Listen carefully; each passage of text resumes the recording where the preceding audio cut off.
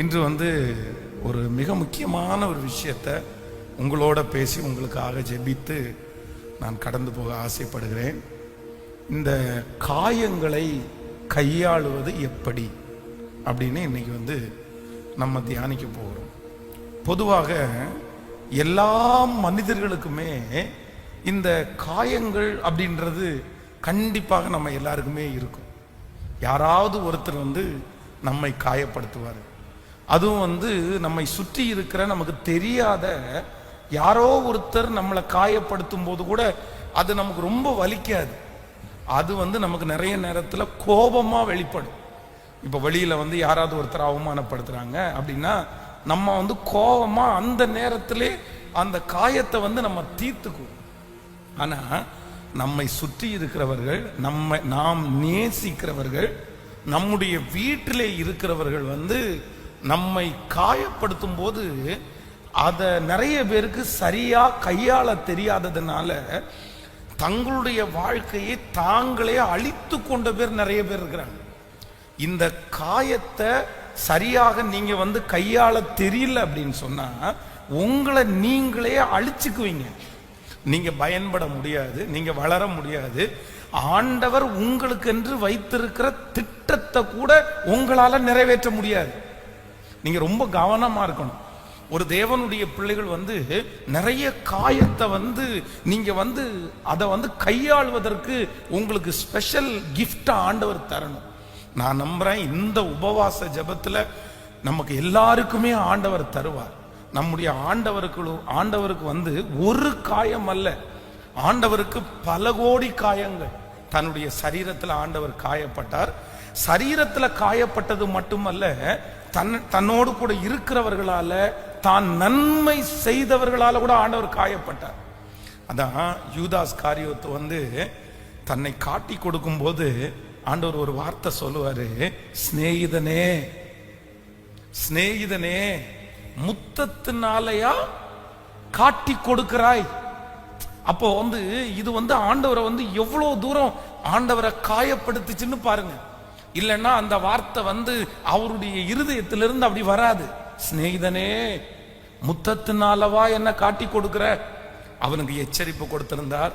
12 பேர்ல ஆண்டவருக்கு அந்த பண பொறுப்பை யூதாஸ் காரியத்தினுடைய கையில கொடுத்திருந்தார். ஏற்கனவே யூதாஸ் காரியத்தினுடைய பின்னணி ரொம்ப ஒரு மோசமான பின்னணி. சுத்தி இருக்கிறவங்க நிறைய பேர் இவனை எடுக்காதீங்க, இவன் வேண்டாம், இவன் என்னைக்குனாலும் அவன் வேலையை காமிப்பான் அப்படின்னு நிறைய பேர் சொல்லி இருப்பாங்க. ஆனா எல்லாத்தையுமே ஆண்டவர் தெரிந்திருந்தும், யூதாஸ் காரியோத்து யாரு, அவனுடைய கேரக்டர் என்ன அப்படின்னு தெரிஞ்சிருந்தும் அவனை தான் கூட வச்சிருந்து ஒரு பெரிய பொறுப்பு அவன் மேல கொடுத்து கடைசியில அவன் தன்னை விற்று அவன் பணத்தை வாங்குறான். ஆனா முத்தம் கொடுத்து காட்டி கொடுக்கிறான். ஏன்னா பொதுவா அவங்க இயேசுவை அவ்வளவு சீக்கிரமா கண்டுபிடிக்கல. ஏன் அப்படின்னா ஆண்டவர் நிறைய இடங்கள்ல மறைஞ்சே இருந்தார், அவருக்கு தெரியாம இருந்தார். இப்போ அவரை காட்டி கொடுக்கும் போது அவர் வருத்தப்படுறார், அவர் ரொம்ப காயப்பட்டார். சிலுவையில இருக்கிற கள்ளன் எல்லாம் ஆண்டவரை திட்டலாமா? கள்ளன் எல்லாம் அவன் எம்மாத்திரம், கர்த்தர் எம்மாத்திரம். நினைச்சு பாருங்களேன். அவன் சிலுவையில அடிக்கப்பட்டிருக்கிற கள்ளன் ஆண்டவரை பார்த்தா அவ்வளவு கேவலமா திட்டுறான். பக்கத்துல இருக்கிற இன்னொரு கள்ளனுக்கு கோபம் வருது. என்ன பேசிட்டு இருக்கிற? அவரை போய் என்ன பேசுற? நீ அவர் யாருன்னு உனக்கு தெரியுமா? நாமோ நியாயப்படி நம்ம என்ன பண்ணிருக்கிறோம்? நம்ம தண்டிக்கப்பட்டிருக்கிறோம். ஆனா அவர் ஒரு குற்றமும் செய்யவே இல்லை, அவர் குற்றவாளி கிடையாது அப்படின்றான் பாருங்களேன். அப்போ அவன் ஒரு காயப்படுத்துறான். இன்னொன்னு பைபிள் ரொம்ப அழகா சொல்லுது, ஆண்டவரை சிலுவையில அடிக்கும் போது வழிப்போக்கர்கள் இருக்காங்க பாருங்களேன். வழி நடக்கிறவர்கள் எட்டி பார்த்து காரி துப்புனாங்களாமா. நிறைய பேர் நீ இயேசுவானா இறங்கி கீழே வந்துட வேண்டியதானே, நீ எதுக்கு சிலுவையில இருக்கிற, நீ தான் பெரிய அற்புதம் பண்ணவனாச்சே. அப்போ இத்தனை காயங்கள் அவருடைய இருதயத்தில் இருந்த போதிலும் அவர் என்ன சொன்னார்னா, பிதாவே இவர்களுக்கு மன்னியும், இவர்கள் செய்கிறது இன்னதென்று அறியாதிருக்கிறார்கள். அப்போ இன்றைக்கு இந்த ஜெபத்துல நீங்க யாராவது ஒருத்தர் காயங்களை உங்களுக்கு கையாள தெரியாம இருக்கலாம். பாஸ்டர் என்ன ரொம்ப காயப்படுத்தினார் என் கணவன், என் மனைவி என்ன ரொம்ப காயப்படுத்தினாங்க, என் பிள்ளை என்ன ரொம்ப காயப்படுத்தினாங்க, என் வேலை ஸ்தலத்துல இருக்கிறவங்க என்ன காயப்படுத்தினாங்க, என்னுடைய மேனேஜர் என்ன காயப்படுத்தினாங்க, நான் உதவி செய்கிற நபர் என்ன காயப்படுத்தினாங்க, அதனால நான் ஹெல்ப் பண்றதை விட்டுட்டேன், அதனால நான் ஜெபம் பண்றதை விட்டுட்டேன், அதனால நான் சாப்பாடாக்கி கொடுக்கறதை விட்டுட்டேன். அப்போ ஒன்று நினைத்து கொள்ளுங்கள், சிலர் தங்களுடைய மனதிலே காயப்பட்ட உடனேயே அவர்களுடைய கேரக்டரையே அவங்க சேஞ்ச் பண்ணிடுறாங்க, அவங்க மாத்திடுறாங்க தங்களே. நான் கடந்த சில நாட்களுக்கு முன்பாக ஒரு நல்ல மதிப்பிற்குரிய ஒரு ஹெட் மாஸ்டர் சந்திச்சேன். ஒரு ஸ்கூலோட ஹெட் மாஸ்டர். அவங்க ரொம்ப அழகா அந்த ஸ்கூலை நடத்தினாங்க. அவங்க ஆனா திடீரென்று அந்த வேலையை ராஜினாமா பண்ணிட்டு எனக்கு வேண்டாம் அப்படின்னு சொல்லி அந்த வேலையை விட்டு கடந்து ஒரு 6-7 வருஷமா எந்த வேலைக்குமே போகாம எதையுமே பண்ணாம வீட்டுக்குள்ள அமைதியா அப்படியே அடைஞ்சு கிடந்தாங்க.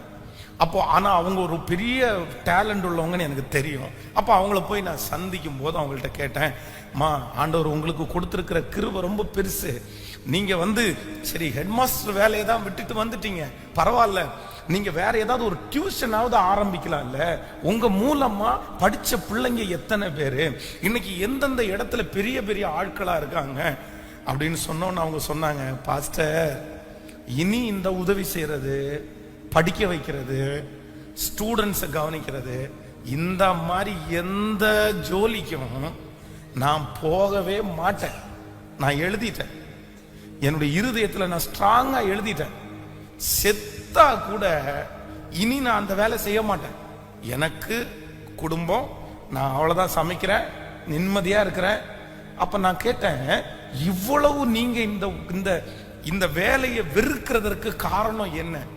அது ஒன்றும் இல்லை, அந்த ஸ்கூலோட ஓனர், இவங்க ஹெட் மாஸ்டர், அந்த ஸ்கூலோட ஓனர்.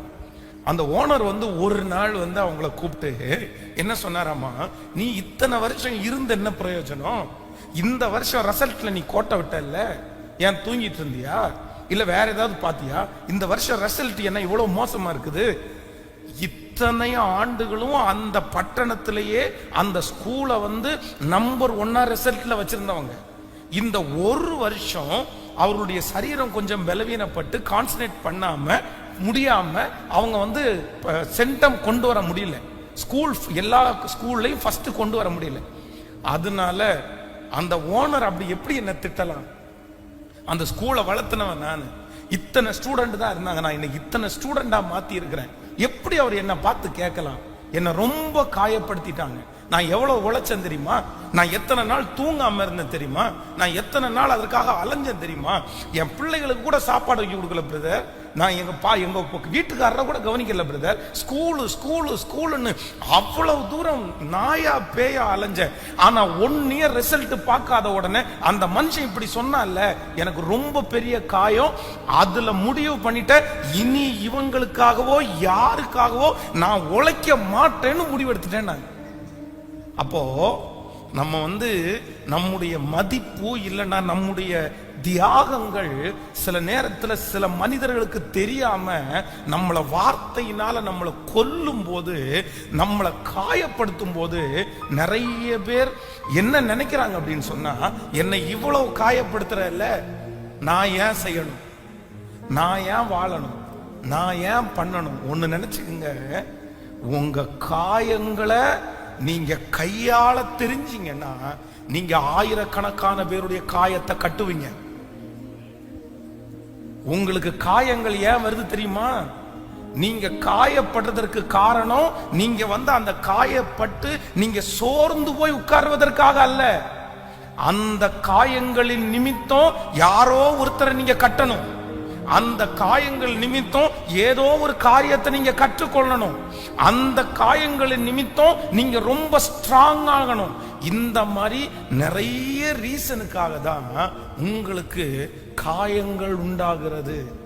இந்த ஜெபத்துல இருக்கிற யாரோ ஒருத்தர் பாஸ்டர், உண்மையிலேயே அப்படிதான் பாஸ்டர், நான் 5 வருஷம் ஆகுது என் வீட்டுக்கு முழு மனசோட சாப்பாடு ஆக்கி போட்டு, நான் ஒரு 6 வருஷம் ஆகுது உண்மையா என் கணவனாருக்கு ஒரு டம்ளர் தண்ணி கொடுத்து, இல்லைன்னா என் மனைவியை நேசிச்சு, என்ன அவ்வளவு காயப்படுத்தினாங்க. அதனால இப்ப நான் எல்லாத்தையுமே விட்டுட்டேன். நான் எனக்குள்ள இருக்கிறேன், நான் ஹாப்பியா இருக்கிறேன், நான் சந்தோஷமா இருக்கிறேன். அப்படி யார் இந்த ஜபத்துல இருந்தாலும் ஆண்டவர் என்ன சொல்றாரு அப்படின்னா, இல்ல உன் காயங்களை நீங்கள் மறந்தே ஆக வேண்டும். ஆமென் சொல்லுங்கப்பா. எல்லாரும் ஆண்டவரிடத்துல இன்னைக்கு நம்ம என்ன கேட்கணும் அப்படின்னு சொன்னா, என்னுடைய காயங்களை கையாளுவதற்கு எனக்கு கிருபையா இருப்பீராக. ஆமென் சொல்லுங்க பாக்க. எத்தனை பேர் ஆமோதிக்கிறீர்கள்? ஹல்லேலூயா. அப்படியே கைகளை உயர்த்தி, அவர் ஒருவரே காயங்களை ஆற்றுகிற அவர் வைத்தியர், நம்மை கருத்தாய் விசாரிக்கிற சிநேகிதர் அவர், நம்முடைய குற்றங்களை எல்லாம் மன்னித்த தயாளன் அவர். ஓ ஹல்லேலூயா. காயங்கள் ஆற்றும் வைத்தியர், கருத்தாய் விசாரிக்கும் சிநேகிதர், உன்னையும் என்னையும் நேசிக்கும், மன்னித்து மறக்கும் தயாளனவர். கைகளை உயர்த்தி, இயேசுவை போல் யாரும் இல்லையே, உன்னையும் என்னையும் நேசிக்க, தனியாயிருந்தாலும் தனிமை இல்லை, இயேசு நம்மோடு இருப்பார். கைகள் எல்லாரும் உயர்த்தி சொல்லுங்கள், காயங்கள் ஆற்றும் வைத்தியர், கருத்தாய் விசாரிக்கும் சிநேகிதர், குற்றங்கள் அனைத்தையும் மன்னித்து மறக்கும் தயாளன் இவர். இப்ப கைகளை உயர்த்தி எல்லாரும் சேர்ந்து, இயேசுவை போல் யாரும் இல்லையே, உன்னையும் என்னையும் நேசிக்க, தனியாயிருந்தாலும் தனிமை இல்லை, இயேசு நம்மோடு இருப்பார். ஹல்லேலூயா. ஆண்டவரே, என்னை யார் காயப்படுத்தினாலும், நான் நேசித்தவர்கள் என்னை காயப்படுத்தினாலும், அதான் நிறைய பேர் இந்த காயப்பட்டதுனால அவர்களுக்கு அவர்களே நிறைய பேர் பனிஷ்மெண்ட் கொடுத்துருவாங்க. யாருக்கு சொல்லுங்களேன்? இந்த லவ் ஃபெயிலியர் ஆனவங்க, இந்த காதல் தோல்வி அடைஞ்சவங்க, ஒண்ணு காதல் தோல்வி அடைஞ்சவங்க என்ன பண்ணுவாங்கன்னா, நான் தற்கொலை பண்ணிக்கிறேன்னா அவங்களுக்கு அவங்களே பனிஷ்மெண்ட் கொடுப்பாங்க. என்ன பண்ணிக்கிறேன்? என்ன நேசிக்கல, நான் இந்த உலகத்துல உயிர் வாழ்றதுக்கே நான் விரும்பல, நான் பேசாம செத்துறேன் அப்படின்னு போய் தன்னை அந்த மாதிரி தற்கொலை பண்ணிவாங்க. இன்னும் ஒரு சிலர் எப்படி பனிஷ்மெண்ட் கொடுப்பாங்க அப்படின்னா, நான் கல்யாணமே பண்ணிக்க மாட்டேன்னு ஒரு ஒரு பனிஷ்மெண்ட் கொடுத்துருவாங்க. யாருக்கு? ஹலோ, புரியுதுல்ல? இந்த மாதிரி ஆட்களை நீங்க பார்த்துருக்கிறீங்களா? நான் நிறைய பேரை பார்த்துருக்கிறேன். என் சொந்தத்தில் ஒருத்தர் கூட பார்த்துருக்கிறேன். அவர் கிட்டத்தட்ட ஒரு 45 வயது. அவருடைய வீட்டில் அவர் மட்டும்தான் கல்யாணம் ஆகாம இருக்காரு. அவருக்கு சொத்து இருக்கு, வீடு இருக்குது, வேலை இருக்குது, எல்லாமே அவருக்கு இருக்குது. ஆனா கல்யாணம் பண்ணிக்கல. ஸோ அவங்க இன்னொரு ரிலேட்டிவ் ஒருத்தர்கிட்ட, இவர் ஏன் இன்னும் கல்யாணம் பண்ணாம இருக்காரு, நீங்க எல்லாம் பார்த்து கல்யாணம் பண்ணி வைக்கலாமே அப்படின்னா, நாங்க தான் நிறைய பொண்ணு பார்த்தோம், வேணான்றான் அப்படின்னு. ஏன் வேணான்னு சொல்றாரு அப்படின்னு கேட்டா, ஒரு பொண்ணு அவரை ஏமாத்திருச்சாங்க. அவர் ரொம்ப நேசித்த, அவர் ரொம்ப விரும்பின, அவரு டைம் எல்லாம் ஸ்பெண்ட் பண்ணி காதலிச்ச ஒரு பொண்ணு அவரை வேண்டாம், நீ குள்ளமா இருக்க அப்படின்னு நினைச்சு அவரை ரொம்ப மனசு கஷ்டப்படுத்தி விட்டுட்டு போன உடனே ஒரு முடிவு எடுத்தாராமா, இனி நானு கல்யாணமே. இப்படி யாராவது இருக்கீங்களா இங்க? ஏன்னா இன்னொருத்தர் காயப்படுத்துகிறதுக்காக நம்மளை நாமே என்ன பண்ணிடக்கூடாது? பக்கத்துல கையை பிடிச்சு சொல்லுங்க, ஒருத்தங்க காயப்படுத்திட்டாங்கன்றதுக்காக நீங்க உங்களையே பனிஷ்மெண்ட் கொடுத்துறாதீங்க. புரியுதா எல்லாருக்கும்? ஆமென். இந்த அம்மாங்க வந்து நிறைய நேரத்தில் உங்களுக்கு பிரியாணி நல்லா பண்ண தெரியும்னு வைங்களேன். ரொம்ப ஆசையா ஒரு நாள் சர்ப்ரைஸா உங்க கணவனாருக்கு பிரியாணி செய்து கொடுக்கணும்னு நினைக்கிறீங்கன்னு வைங்களேன். அதுக்காக நீங்களே கடைக்கு போய் எல்லாத்தையும் ரெடி பண்ணி சிக்கன் வாங்கி இன்னைக்கு சாயந்தரம் வரும்போது அவருக்கு பிரியாணி ரெடியா இருக்கணும் அப்படின்னு மனசுல நினைக்கிறீங்க. அவ்வளவுதான், பக்காவா பிளான் பண்ணிட்டீங்க. சூப்பரா பிரியாணி வந்திருக்குது, சாயந்தரமா வந்திருக்கிறாரு. எடுத்து அப்படியே தட்டுல வச்சு நீங்க கொடுக்குறீங்க.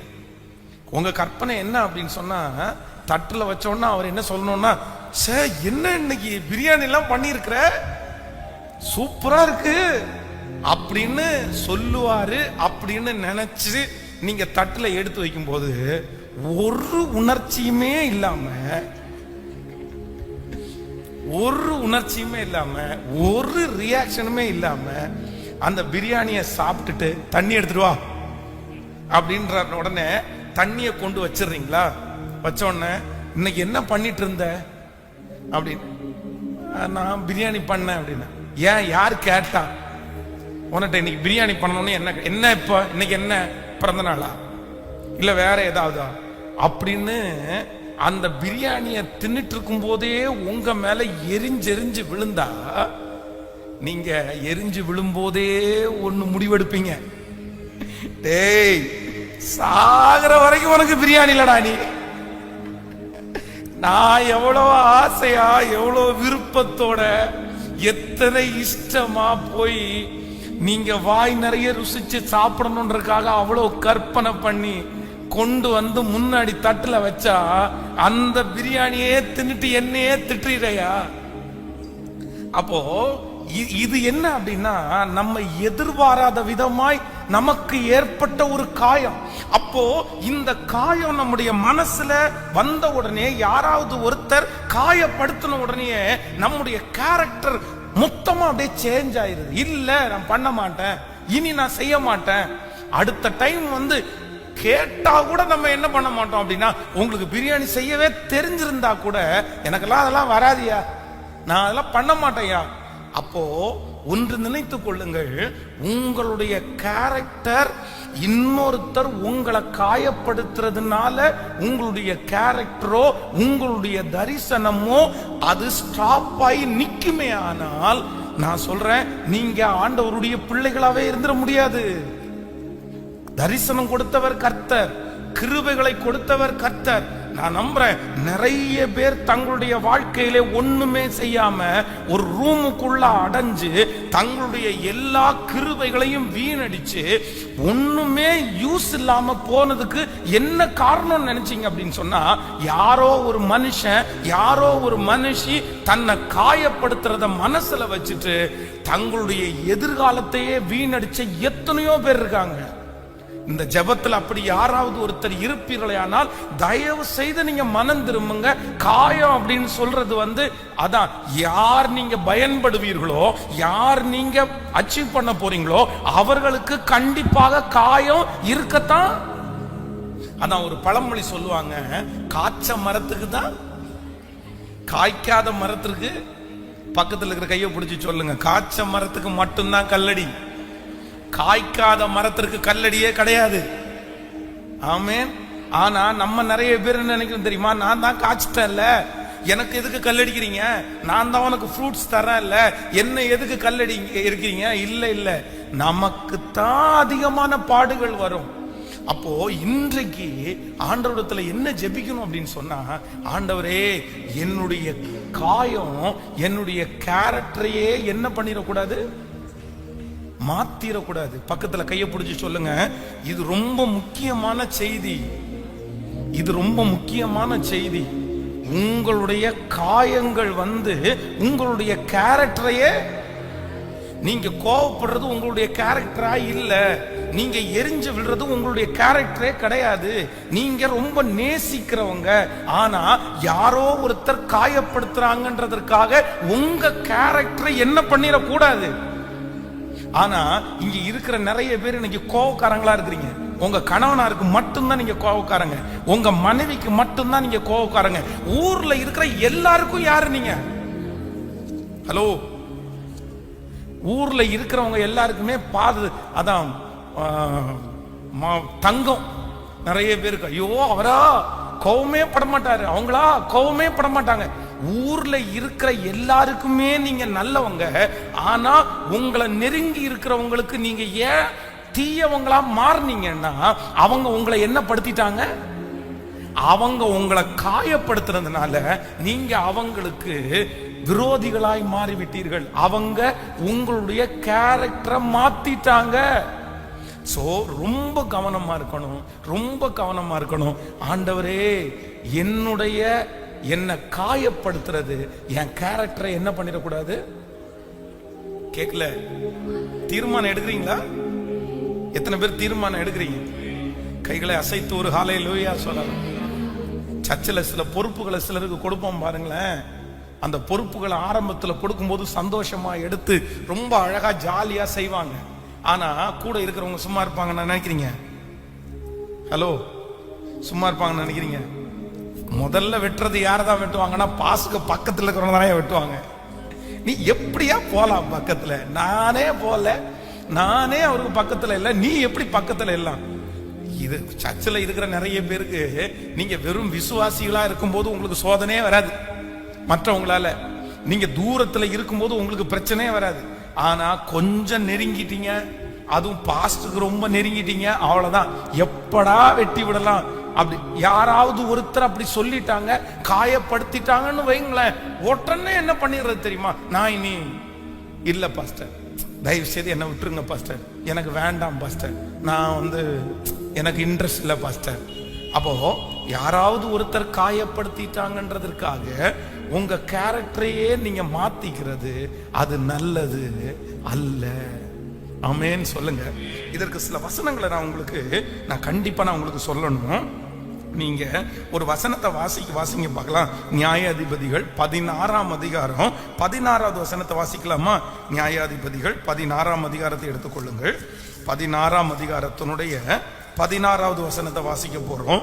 16ஆம் அதிகாரம் 16வது வசனத்திலே, இப்படியே அவனை தினம் தினம் தன் வார்த்தைகளாலே நெருக்கி அலட்டி கொண்டிருந்தபடினால் சாகத்தக்கதாய் அவன் ஆத்துமா விசனப்பட்டு தன் இருதயத்தை எல்லாம் அவளுக்கு வெளிப்படுத்தி, சவரவன் கத்தி என் தலையின் மேல் படவில்லை, நான் என் தாயின் கற்பத்தில் பிறந்தது முதல் தேவனுக்கு என்று நசரேயனானவன், என் தலை சிரைக்கப்பட்டால் என் பலம் என்னை விட்டு போகும், அதனாலே நான் பலட்சியமாகி மற்ற எல்லா மனுஷரை போலும் ஆவேன் என்று அவளிடத்தில் சொன்னான்.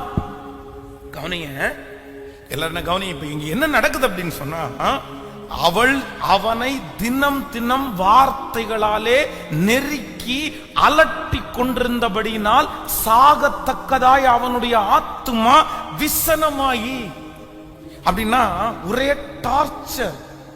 மனசு அப்படியே ஒரு விஷயத்தை இது உனக்கு வேண்டாமா, இது உனக்கு தெரிய வேண்டாம், நீ அமைதியாரு, நீ விட்டுரு, இத பற்றி நீ ஏன் கேட்கிற அப்படின்னு பல விசை சிம்சோன் சொல்லியாச்சு. 2-3 டைமும் ஏமாத்தியும் ஆயிருச்சு. ஆனா இந்த லேடி என்ன பண்றாங்களாமா, தினம் தினம் அவனை கேட்டு கேட்டு கேட்டு வார்த்தைகளாலே நெருக்கி. சிஸ்டர்ஸ் எல்லாம் ரொம்ப கவனமா கவனிங்க. உங்களுக்கு இருக்கிற ஒரு மிகப்பெரிய வீக்னஸே என்னன்னா, வாய் தான் உங்களுக்கு ரொம்ப வீக்னஸ். ஹலோ, என்ன முறைச்சு பாக்குற மாதிரி பாக்குறீங்க?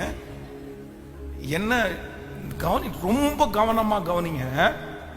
ஒரு மனுஷனை கை நீட்டி அடிக்க வைக்கிறது உங்க வார்த்தை, ஒரு மனுஷனை சமாதானமாக்குறது உங்க வார்த்தை. நீங்க இந்த தெளியலாள் மாதிரி உங்க வார்த்தையினால யாரையுமே நீங்க என்ன பண்ணக்கூடாது. கேட்கல, நான் உங்களை குற்றப்படுத்தல, நீங்க கெட்டவங்கன்ற ஒரு நெற்றியில ஒரு அடையாளத்தையும் நான் போடல. ஆனா நான் நம்புறேன், உங்களுடைய கணவனார், உங்களுடைய பிள்ளைங்க, உங்க அம்மா அப்பா யாரோ ஒருத்தர் உங்களை வெறுக்கிற அளவுக்கு வார்த்தையினாலே அவர்களை என்ன பண்ணிடாதீங்க, நெருக்கிறாதீங்க. இது சிலர் வாயை திறந்து அப்படியே சில கணவன்மார் என்னிடத்துல சொல்லி, மனைவிகளும் அப்படி சொல்லி இருக்கிறாங்க. கணவன்மாரும் வந்து சிலர் குறைஞ்சவங்க அல்ல. மனைவிங்க வந்து 1000 வார்த்தை பேசினா கூட அதுல உப்பு இருக்காது, சப்பு இருக்காது. சில நேரத்துல அவங்க அப்படியே ஸ்ட்ரெயிட்டா பேசி அப்படியே விட்டுருவாங்க. ஆனா கணவனார் சில டைம் பேசவே மாட்டாங்க, அமைதியா இருப்பாங்க. கடைசியில ஒரே ஒரு வார்த்தை பேசுவாங்க தெரியுமா, அவ்வளவுதான், நாண்டு கொண்டு செத்துடலான்னு சொல்ற மாதிரி பேசிடுவாங்க. இந்த வார்த்தையை கேட்டு உயிரோட இருக்கணுமான்னு நமக்கு தோணும் நிறைய பேர். அப்படி ஷார்ப்பான வார்த்தைகள் எல்லாம் நிறைய கணவன்மாரும் நிறைய பேர் உச்சரிக்கிறாங்க. ஆனா இங்க இருக்கிற 6 daysக்கு இந்த சத்தத்தை கேட்கிற ஒவ்வொரு அம்மாங்களுக்கு நான் சொல்ற ஒரு மிகப்பெரிய வார்த்தை என்னன்னா, உங்க வார்த்தையினால இன்னொருத்தர் சாகிற அளவிற்கு உங்க வார்த்தையினால அலட்டாதீங்க. இவங்க பேசி பேசி பேசி இந்த மனுஷனை அப்படியே கொன்னுட்டதுனால இவன் என்ன வெறுத்துட்டான் அப்படின்னா, இனி நான் வாழ்றது வேண்டாம், என்னுடைய ரகசியத்தை இந்த அம்மா கண்டுபிடிச்சா கூட பரவாயில்ல அப்படின்னு தன்னுடைய இருதயத்துல இருந்தது எல்லாத்தையும் கொட்டிட்டான். அந்த காயம் அவனுடைய கேரக்டரையே, அவனுடைய வாழ்க்கையை மாத்திருச்சு பாருங்களேன். தன்னுடைய தரிசனத்தை இழந்தான், தன்னுடைய எதிர்காலத்தை இழந்தான், ஆண்டவர் மறைக்க சொன்னதை எல்லாத்தையுமே இழந்துட்டான். அப்போ நம்பர் 1, முதலாவதாக ஒன்றுக்காக ஜெபிக்க போறோம். இந்த சத்தத்தை கேட்கிற யாரையாவது ஒருத்தரை நீங்கள் நேசித்தவர்கள், நீங்கள் விரும்பினவர்கள், நீங்க பணம் செலவு பண்ணவங்க, நீங்க உழைச்சவங்க, நீங்க அப்படியே தெய்வம் மாதிரி பார்த்த யாராவது ஒருத்தர் உங்களை ரொம்ப காயப்படுத்தினதுனால உங்களுடைய கேரக்டரையே மாத்தி இருப்பாங்கன்னா, இன்னைக்கு ஆண்டவருடைய சமூகத்துல நீங்க ஒப்பு கொடுத்து ஜெபம் பண்ணுங்க. ஆண்டவரே, இல்ல ஆண்டவரே, எவ்வளவு பெரிய காயம் என்ன படுத்தினாலும் நான் அதை தாங்கிக்குவேன். என் தரிசனத்தை, என்னுடைய லட்சியத்தை இன்னொருத்தர் காயப்படுத்துறதுக்காக நான் விட்டு கொடுக்க மாட்டேன்னு ஒரு தீர்மானம் எடுங்க. எத்தனை பேர் ஆமோதிக்கிறீர்கள்? கைகளை அசைத்து ஒரு ஹல்லேலூயா. எத்தனை பேர் அதை விரும்புறீங்க? ஆண்டவரே, எனக்கு ஒரு கிருபையை தாரும், ஆண்டவரே எனக்கு ஒரு கிருபையை தாரும். யாராவது ஒருத்தர் என்னை காயப்படுத்திட்டாங்கன்றதுக்காக என் கேரக்டரை நான் என்ன பண்ணிடக்கூடாதுன்னா மாத்திரவே கூடாது. என் தரிசனத்தை நான் என்ன பண்ணிடக்கூடாதுன்னா இழந்துடவே கூடாது. நம்புறீங்களா இல்லையா? எத்தனை பேர் ஆமோதிக்கிறீர்கள்? ஒரு விசை வந்து என்னுடைய மனதில் வந்து ரொம்ப ஆறாத காயம் வந்து ஒரு பெரிய காயம் வந்து என்னன்னா, ஒரு கிட்டத்தட்ட ஒரு 8-9 வருடங்களுக்கு முன்பாக வந்து ஒரு ஊழியர், ஒரு உடன் ஊழியர். அப்போ வந்து அந்த ஊழியர் வந்து ஃபஸ்ட்டு நம்முடைய என்ன நெருங்கும் போது ஃபஸ்ட்டு அவங்கள பார்க்கும்போது என்ன அப்படின்னு சொன்னால், அவர் மனநலமை பாதிக்கப்பட்டிருந்தார், மன அழுத்தத்தில் இருந்தார். அப்போ நான் அவரை போய் சந்தித்து அவர்கிட்ட பேசி அவரை திருச்சபைக்கு வர சொல்லி அவர்களை கிளியர் பண்ணி அவருக்கு பொறுப்பு கொடுத்து அவருக்கு நிறைய கற்றுக் கொடுத்து நிறைய நல்ல மதிப்பு கொடுத்து நான் போகிற இடமெல்லாம் அவரை கூட்டிகிட்டு போய் அவருக்கு நானே திருமணம் பண்ணுறதுக்காக ஏற்பாடு பண்ணி சில செலவுகளை செய்து அந்த மாதிரி நிறைய முயற்சி எடுத்தேன். அப்போ வந்து அவருக்கு ஏதோ என் கூட இருக்கணும் அப்படின்ற அந்த விருப்பம் அவருக்கு இல்லாமல் போயிடுச்சு. பரவாயில்ல அப்படின்னு நினச்சிட்டேன். அப்போ வந்து என்னை விட்டு பிரிந்து போகிறதுக்காக ஒரு சூழ்நிலை உண்டானது. அவர் என்கிட்ட கேள்வி கேட்டுட்டு என்னை விட்டு வெளியே போகணும்னு முடிவு பண்ணிட்டார். இவரை கொஸ்டின் பண்ணணும் அப்படின்னு நினச்சிட்டு முடிவு பண்ணிட்டார். அதனால அவர் ஒரு 4-5 பேரை கூட்டிட்டு வந்தார். வந்துட்டு நிறைய பேசினார். நான் எல்லாத்தையுமே ரொம்ப மெதுவா இல்லை அப்படின்னு சொல்லி ஒன்னொன்னா புரிய வச்சுட்டே இருந்தேன். அப்போ கடைசியில் நான் ஒரே ஒரு வார்த்தை மட்டும் கேட்டேன். என்ன கேட்டேன் அப்படின்னா, இத்தனை நாள் என் கூட நீ இருந்தல்லப்பா, நீ என்கிட்ட ஒரு நல்ல விஷயத்தையாவது நீ என்கிட்ட பார்க்கலையா? நான் உனக்கு ஒரு நல்ல ஏதாவது ஒரு விதத்திலையாவது ஒரு விஷயத்திலையாவது ஒரு நல்ல முன்மாதிரியான ஒரு ஆளா நான் உனக்கு தெரியலையா? இந்த ஒரு வார்த்தையை அவன்கிட்ட கேட்டேன். கேட்ட உடனே அவன் திரும்ப எனக்கு என்ன சொன்னான் அப்படின்னு சொன்னா, என்ன சொன்ன, சின்ன தம்பி தான், வயது கம்மியானவர் தான். அவர் சொன்னாரு, ஆமா ஆமா உங்ககிட்ட நான் ஒண்ணு கத்துக்கிட்டேன். என்ன கத்துக்கிட்டேன்னா, உன்ன மாதிரி ஒரு ஊழியக்காரனா இருக்க கூடாதுன்னு கத்துக்கிட்டேன். உன்ன மாதிரி ஒரு ஊழியக்காரனா நான் இருந்துடக்கூடாதுன்னு கத்துக்கிட்டேன்ற வார்த்தையை என்னால ஜீரணிக்கவே முடியல, என்னால அதை ஏத்துக்கவே முடியல. ஏன் அப்படின்னா, நான் கல்யாணம் பண்றதுக்கு பயந்ததே எதுக்காகனா ஊழியத்துக்காக தான். அவ்வளோ பயப்பட்டேன். ஆண்டவரே கல்யாணம் பண்ண போறேன், ஏன்னா ஊழியம் போயிருமோ, ஊழியத்துக்கு வர்றவங்க சரியா இருப்பாங்களோ இல்லையோன்னு மேரேஜுக்கு அவ்வளோ பயப்பட்டேன். மேரேஜ் பண்ற அந்த சகோதரி கரெக்டா இருக்கணும், இல்லைன்னா ஊழியம் கெட்டு போச்சுன்னா என்ன பண்ணுது, அவ்வளோ ஊழியத்தில் வந்து கேர்ஃபுல்லா எப்படியாவது ஒரு சின்ன கெட்ட பேர் கூட வரக்கூடாது அப்படின்றதுக்குள்ள அவ்வளவு தீவிரமா அதுக்காக நான் முயற்சி எடுத்தேன். அந்த வார்த்தை வந்து என்னுடைய இருதயத்தை ரொம்ப காயப்படுத்தி, அப்போ வந்து அந்த இடத்துல நான் ஒரு முடிவு எடுக்கிறேன். இனி வாழ்க்கையில யாரையுமே நம்ம என்ன பண்ணிடக்கூடாதுன்னா உருவாக்கிற கூடாது. நம்ம வேலை என்ன. ஆனா ஆண்டவர் கொஞ்ச நாள் தாண்டி எனக்கு என்ன கற்றுக் கொடுத்தாரு அப்படின்னா, இல்லப்பா, இல்ல அந்த ஒரு நபர் உன்னை காயப்படுத்தின அந்த ஒரு காரணத்திற்காக உன் தரிசனத்தை நீ விட்டுருவியா? உன் ஊழியத்தை நீ விட்டுற முடியுமா? உன் கேரக்டர் நீ சேஞ்ச் பண்ண முடியுமா? இல்ல. அந்த மனுஷன் காயப்படுத்தினது நல்லது, ஏதோ எதேர்ச்சியா வந்துருச்சு. அதுக்காக நீ அந்த வார்த்தையே, அந்த ஒரு வார்த்தையை புடிச்சிட்டு, அந்த ஒரு காயத்தை புடிச்சிட்டு உன் வாழ்க்கையே நீ வந்து முடிச்சுக்கிற போறியா? நீ வந்து இனி வந்து அவ்வளவுதான், உன் ஊழியமே இல்லையா? அந்த ஊழியத்தை நீ செய்ய மாட்டியா? அப்பதான் ஆண்டவரிடத்துல நான் ஒப்பு கொடுத்தேன். இல்ல ஆண்டவரே, பரவாயில்ல, நீர் பட்ட காயத்தை விட நான் பெரிய காயம் பட்டிருக்கிறேன். பரவாயில்ல, இனி ஜீவனோடு இருக்கிற வரைக்கும் எத்தனை காயங்கள் வந்தாலும் ஊழியக்காரர்களை உருவாக்குறதற்கு என்ன நம்புங்க ஆண்டவரேன்னு தான் இன்னைக்கு வரைக்கும் ஜெபம் பண்ணிருக்கேன். அல்லேலூயா. இப்போ உங்களை பார்த்து கேட்கிறேன், எத்தனை பேர் இந்த தீர்மானத்தை எடுக்கிறீங்க? இந்த ஜெபத்துல யாராவது ஒருத்தர் இருக்கலாம், பிரதர் நீங்க 7 வருஷம் 8 வருஷத்தை வேஸ்ட் பண்ணிருக்கலாம், 10 வருஷத்தை வேஸ்ட் பண்ணிருக்கலாம். ஒரு காலத்துல உங்களுடைய கணவன், உங்களுடைய மனைவி, உங்களுடைய ஃபேமிலியா சேர்ந்து வாரத்திற்கு ஒரு நாள் நீங்க வெளியே போயிருக்கலாம், சந்தோஷமா இருந்திருக்கலாம். ஆனா அவங்க ஏதாவது ஒரு காயப்படுத்தின அந்த ஒரு காரணத்திற்காக இனி நான் ஃபேமிலியா வெளியே போக மாட்டேன்னு அப்படி ஒரு தீர்மானம் எடுத்து 5 வருஷமா நான் வெளியே போறதில்ல பாஸ்டர், 7 வருஷமா நான் வெளியே போறதில்ல பாஸ்டர், அப்படி ஒரு கேரக்டர்ல நீங்க இருப்பீங்கன்னா இன்னைக்கு ஆவியானவர் உங்களோட பேசுறாரு, நீங்க கண்டிப்பா மனம் திரும்பிருங்க, மாறிடுங்க. இல்ல, அவங்க காயப்படுத்தினாங்கன்ற அந்த ஒரு காரணத்திற்காக உங்க கேரக்டரை நீங்க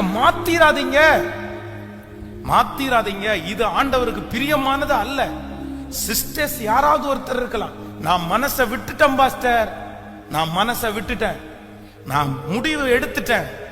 இவ்வளவு நன்றி இல்லாத ஒரு மனுஷன், இவ்வளவு நன்றி இல்லாத ஒரு குடும்பம், இவ்வளவு நன்றி இல்லாத ஒரு மாமியார், இவ்வளவு நன்றி இல்லாத ஒரு மாமனார், நன்றி இல்லாத பிள்ளைங்க, இவங்களுக்கு நான் செஞ்சு என்ன பாஸ்டர் நான் பண்ண போறேன்? அதனால நான் ஒரு 3-4 வருஷமா ஒரு முடிவு எடுத்துட்டேன், இனி நான் பண்ண மாட்டேன்னு இந்த ஜெபத்துல இருக்கிற யாராவது ஒரு சிஸ்டர் நீங்க முடிவு எடுத்தீங்கன்னா ஆவியானவர் இன்னைக்கு பேசுறாரு, உங்க கேரக்டரை நீங்க சேஞ்ச் பண்ணாதீங்க.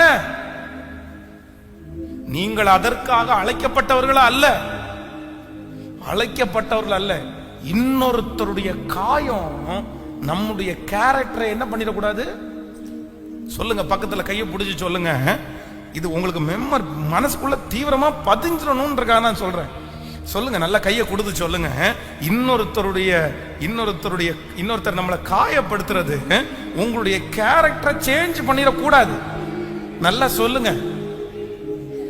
சொல்லுங்க, உங்களுடைய கேரக்டர் என்ன பண்ணிடக்கூடாது? நீங்க எப்படிதான் இருக்கணும்?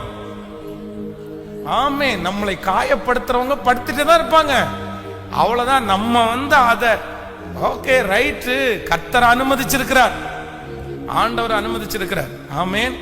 சில நேரத்துல வந்து நம்முடைய தியாகங்கள் வந்து நிறைய பேருக்கு எழுதி வைக்க தெரியாததுனால நம்ம தியாகமே பண்ணலன்னு நினைச்சுக்குவாங்க. நிறைய பேர் நம்மளை புரிஞ்சுக்கவே மாட்டாங்க. நம்ம மனசுல ஒண்ணு நினைப்போம், அங்க வேற ஒண்ணு கேட்கல. அதான் சங்கீதக்காரன் சொல்றான்ல, என்னுடைய நன்மைக்கு பதிலாக எனக்கு என்ன பண்ணுனாங்க? தீமை செஞ்சாங்க, அவ்வளவுதான். அதுதான் அவங்களுடைய கேரக்டர், அதுதான் அவங்களுக்கு பண்ண தெரியும். அதனால நம்ம நினைக்கிறது மாதிரி எல்லாரும் பேசிடவும் மாட்டாங்க, நம்ம நினைக்கிறது மாதிரி எல்லாரும் நடந்துக்கவும் மாட்டாங்க. நம்புறீங்களா இல்லையா? நம்புறீங்களா இல்லையா? நிறைய பேருக்கு ஆண்டவரை மாதிரி தான் கணவனாரே நினைச்சிருப்பாங்க, ஆண்டவரை மாதிரி தான் மனைவியை நினைச்சிருப்பாங்க. ஆண்டவரை என்ன மாதிரி நினைச்சிருக்கிறீங்கன்னா, நான் இன்னைக்கு சர்ச்சுக்கு போறேன், ஆண்டவர் என் கூட பேசணும், என் இருதயத்தை அறிஞ்சு பேசணும், ஆண்டவர் பேசிடுவாரு. இதை யார்கிட்ட எதிர்பார்ப்பேன் தெரியுமா? நான் இன்னைக்கு மனசுல நினைச்சிட்டு போறேன், அவர் கரெக்டா எல்லாம் பேச மாட்டாரு. எப்படிதான் பேசுவாரு? கேட்கல, சத்தமா கேட்கவே இல்லையே. ஹல்லேலூயா. கையை அசைத்து ஒரு ஹல்லேலூயா சொல்லலாம். விசுவாசிக்கிறீங்களா இல்லையா? ஆமென். ஒரு நாள் ரொம்ப களைத்து போய் கண்டினியூவா டிராவல் பண்ணிட்டு அப்படியே முடிச்சுட்டு ரொம்ப டயர்டா பாஸ்டர் அம்மாட்ட ஒரு பெரிய அங்கீகாரத்துக்காக நான் காத்திருக்கிறேன். சரி, அவங்க ஒரு பெரிய அங்கீகாரம் நமக்கு என்னதான் எத்தனை பேர் நமக்கு சுத்தி இருக்கிறவங்க அங்கீகாரம் கொடுத்தாலும், நம்ம வீட்டில் இருக்கிறவங்க ஒரு அங்கீகாரம் கொடுக்கறது நமக்கு என்னவா இருக்கும்? சந்தோஷமா இருக்குமா இல்லையா? ஆனா நம்ம வீட்டில் இருக்கவங்க தான் சீக்கிரம் அங்கீகாரமே கிடைக்காது.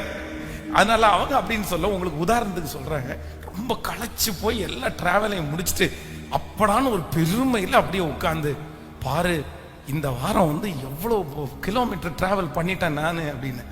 உடனே அடுத்த நிமிஷம் பாஸ்டர் என்ன பார்த்து கேட்டாங்க, ஏன் இத்தனை கிலோமீட்டர் உங்களை டிராவல் பண்ண யார் சொன்னா?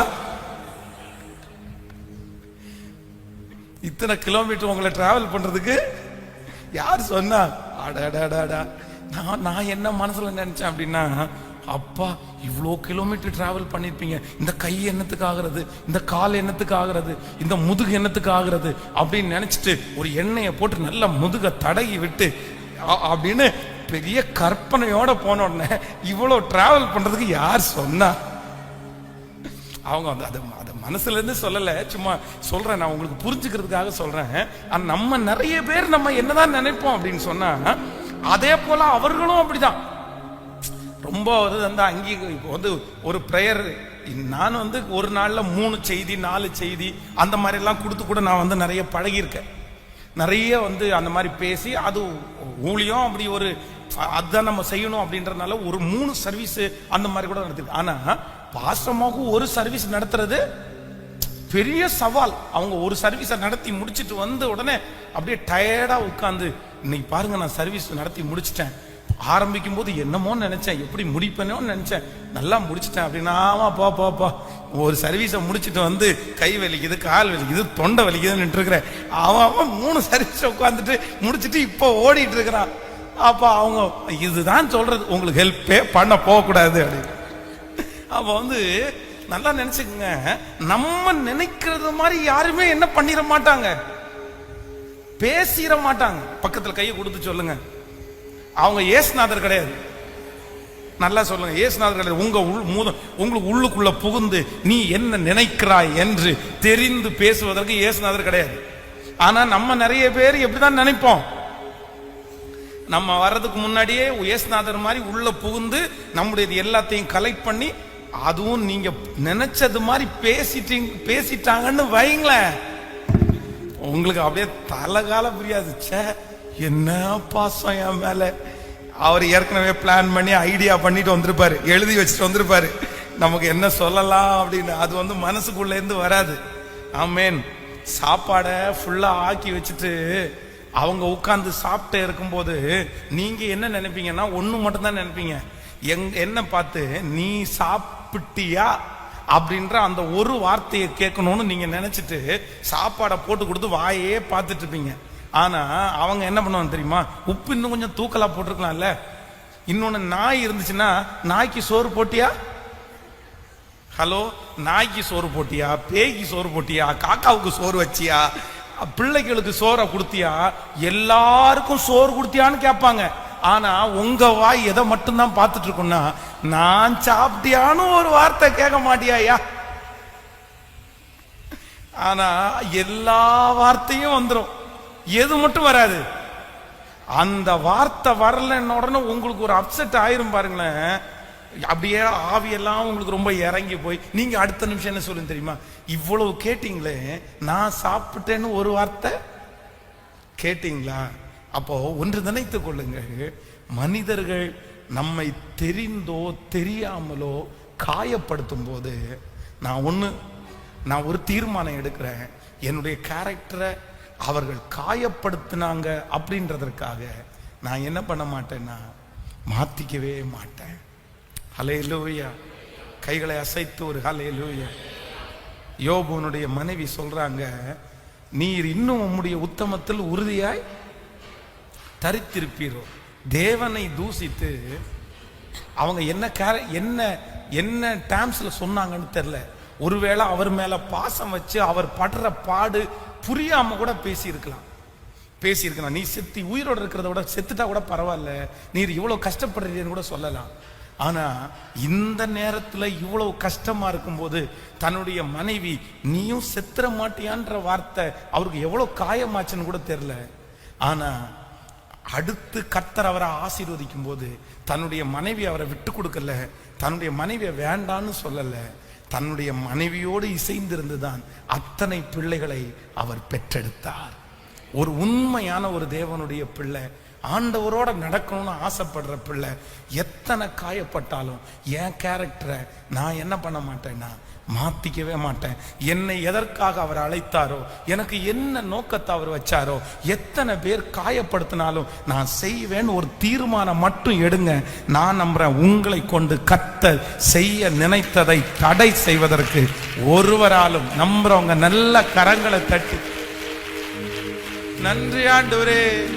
அவமானம் நிந்தை எல்லாம் அனுதின உணவு போல, அவமானம் நிந்தை எல்லாம் அனுதின உணவு போல,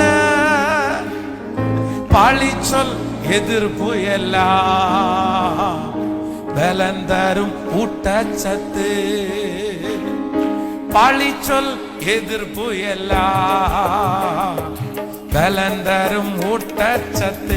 கரங்கள மேல தொடர்ந்து ஓடு, விட்டு விடாதே, ஜெபம் செய்வதை நீ மறந்து விடாதே. தொடர்ந்து ஓடு, விட்டு விடாதே, பணி செய்வதை நீ மறந்து விடாதே.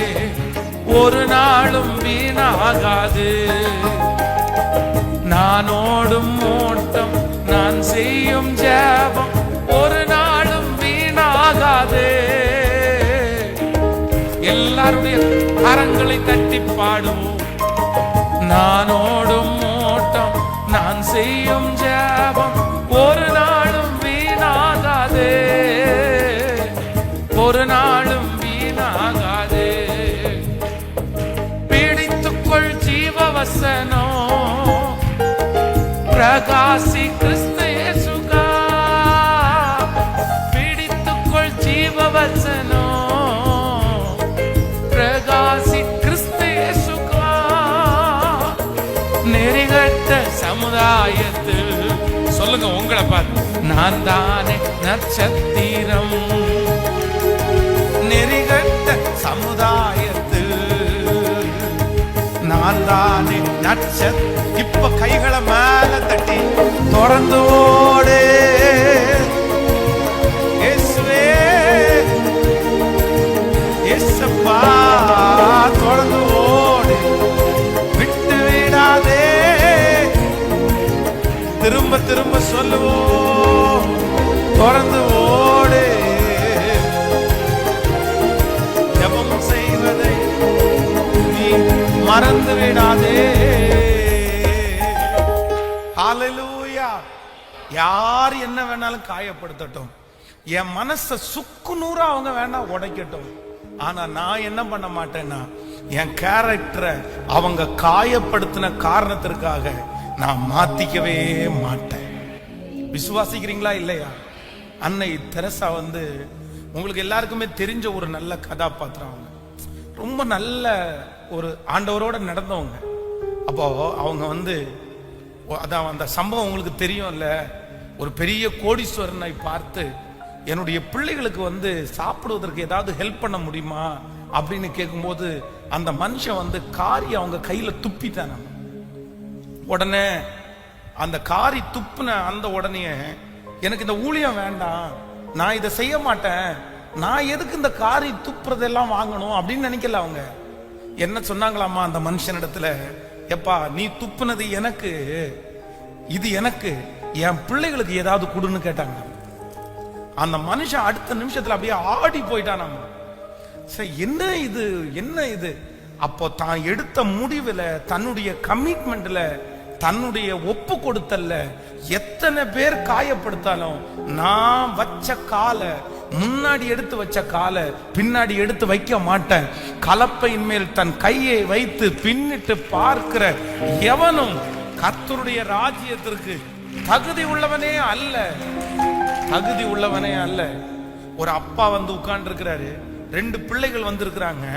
அப்போ ஒருத்தங்க வந்து பேட்டி எடுத்து அந்த பிள்ளைகளை விட்டு அவங்க அப்பா வந்து ரொம்ப தூரம் போயிட்டாரு. இந்த அப்பா வேணும்ன்றதுக்காக அந்த பிள்ளைங்க வந்திருக்கிறாங்க. அப்ப அந்த அப்பாவை பார்த்து கேட்கறாங்க, இந்த பிள்ளைகளை காமிச்சு, இந்த பிள்ளைங்க யார் அப்படின்னு கேட்கறாங்க. அப்போ அந்த அப்பா என்ன சொல்றாரு தெரியுமா? இதுங்க யாருன்னே எனக்கு தெரியாது, இதுங்க ஏதோ காட்டுவாசிங்களா இருப்பாங்க, இதுங்க எங்க இருந்து வந்துச்சுன்னே எங்களுக்கு தெரியாது. தன்னுடைய சொந்த பிள்ளைகளை பார்த்து அவங்க அப்பா சொல்றாரு. அப்போ உடனே அந்த நடுவரா இருக்கிற அந்த மனுஷன் கேக்குறாங்க, இவங்க அப்பா இப்படி சொல்றாரு என்ன அப்படின்னு போது அவங்க சொல்றாங்க, இல்ல இல்ல, ஒரு நாள் எங்க அப்பா வந்து எங்களை அவ்வளவு நேசிப்பாரு, அவர் தான் எங்களுக்கு வேலை செஞ்சு கொண்டு வந்து சாப்பாடு கொடுத்தாரு, அவர் சாப்பிடாம எங்களுக்கு கொடுத்தாரு, ஆனா இன்னைக்கு எங்க அப்பா மாறிட்டாரு. அப்ப அவங்க அப்பா அங்கன்னு சொல்றாரு, யாரு மாத்துனா, யாரு மாத்துனா, யாரு மாத்துனா? நீங்க தானே மாத்துனீங்க என்ன இப்படி?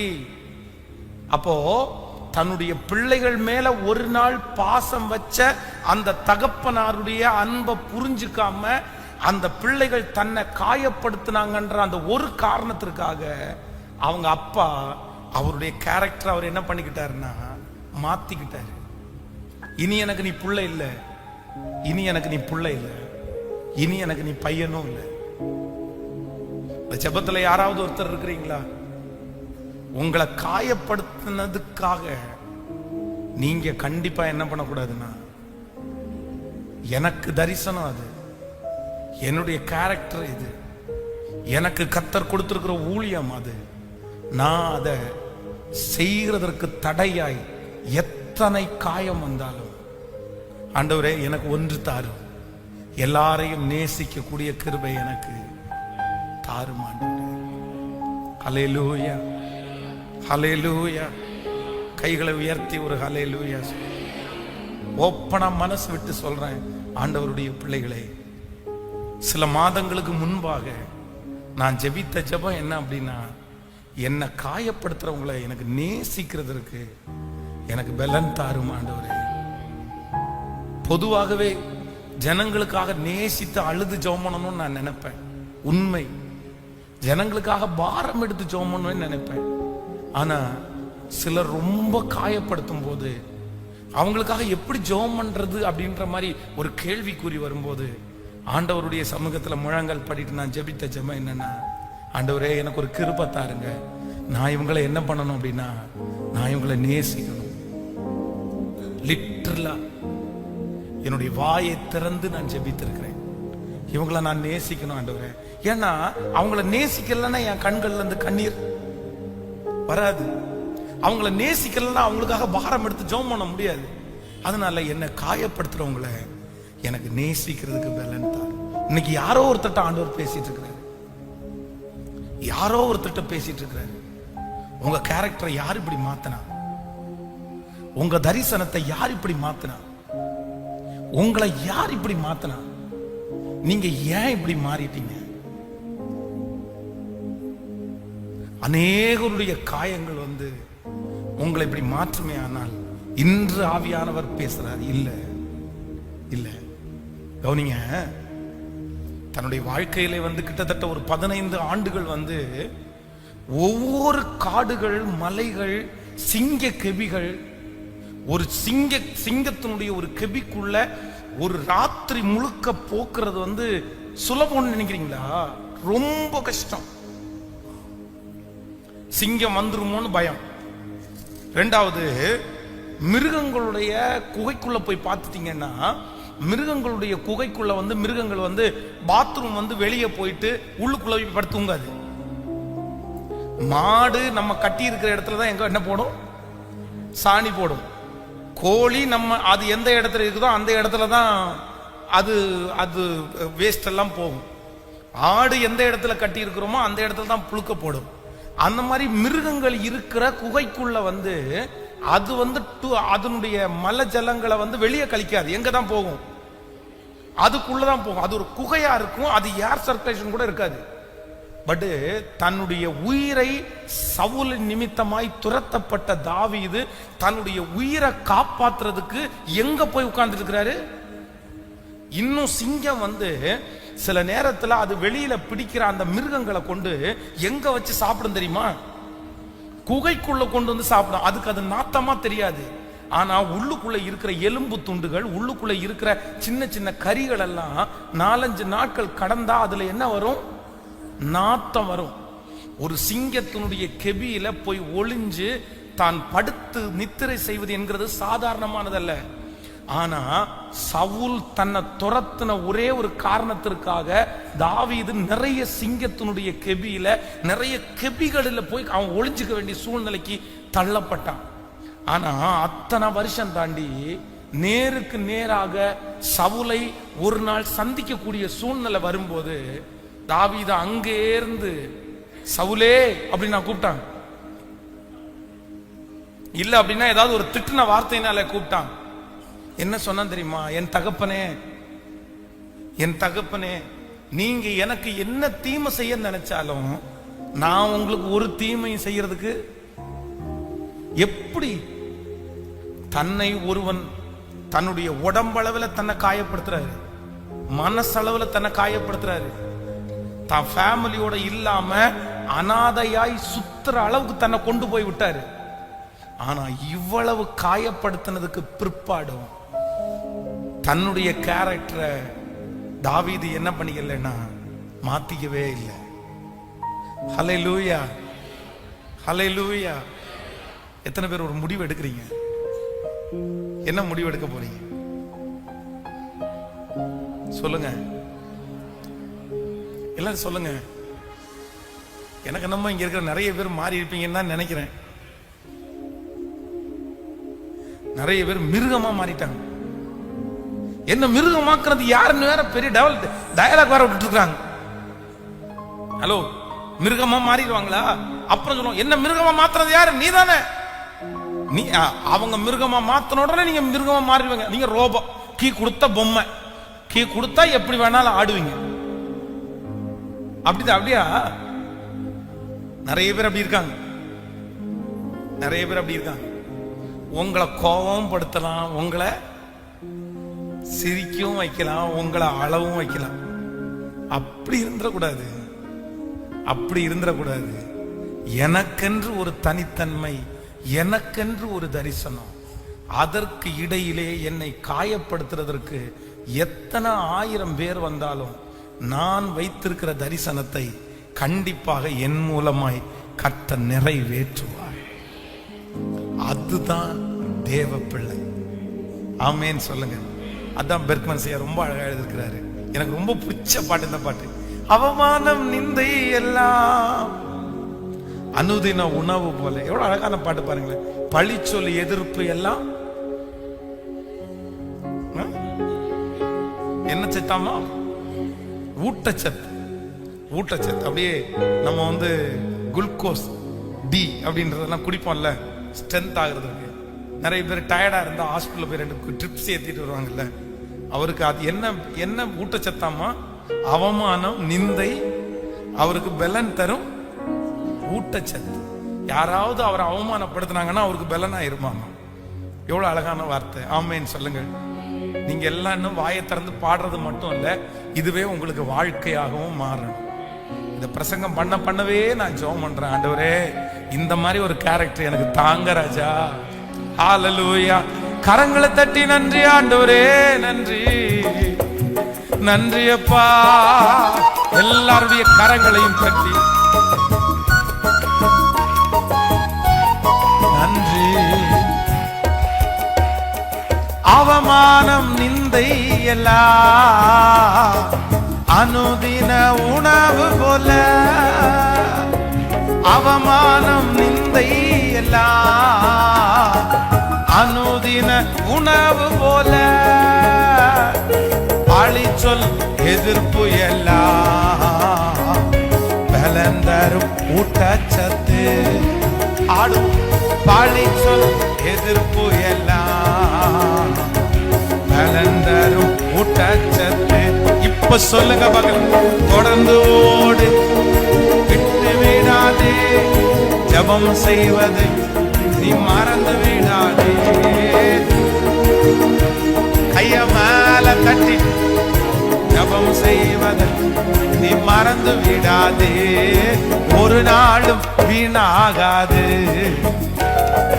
நீங்க ஓடுற ஓட்டம், நீங்க செய்யற ஜெபம் ஒரு நாளும் வீணாகாது, ஒரு நாளும் வீணாகாது. ஆமென். இந்த பாட்டு முழுக்க முழுக்கவே இன்னொருத்தரை கையை பிடிச்சு பாடுற பாட்டு தான். அப்படின்னா, பிடித்துக்கொள் ஜீவ வசனம், பிரகாசி கிறிஸ்து இயேசுக்காய், நெறிகட்ட சமுதாயத்தில் நீதானே. நீங்க ஆமென் சொல்லுங்க. இப்போ ஒரு 2 பேர் 3 பேர் சேர்ந்துக்குங்க. ஆன்லைன்ல சிலர் தனியாவே இருப்பீங்க. சரி, உங்க கூட ஆவியானவர் இருக்கட்டும். அதனால இந்த பாட்டை அப்படியே பாட போறோம். என்னன்னா, இது அடுத்த சரணத்தை பாருங்க, ரொம்ப அழகா இருக்கு. பிடித்துக்கொள் ஜீவவசனம், பிரகாசி கிறிஸ்து இயேசுக்காய், இந்த நெறிகட்ட சமுதாயத்தில் யார் நட்சத்திரம் அப்படின்னா நான் தான் நட்சத்திரம். ஹல்லேலூயா. கைகளை அசைத்து ஒரு ஹல்லேலூயா சொல்லலாம். உங்க தரிசனத்துல மட்டும் நீங்க கரெக்டா இருந்துட்டீங்கன்னா உங்களை யாருமே மாத்த முடியாத அளவுக்கு, உங்க கேரக்டரை யாருமே சேஞ்ச் பண்ண முடியாத அளவுக்கு இருந்துட்டீங்கன்னா நான் நம்புறேன் நீங்க ஜெயிச்சிடலாம். ஹல்லேலூயா. பிசாசு சாதாரணமானவன் நினைச்சிடாதீங்க.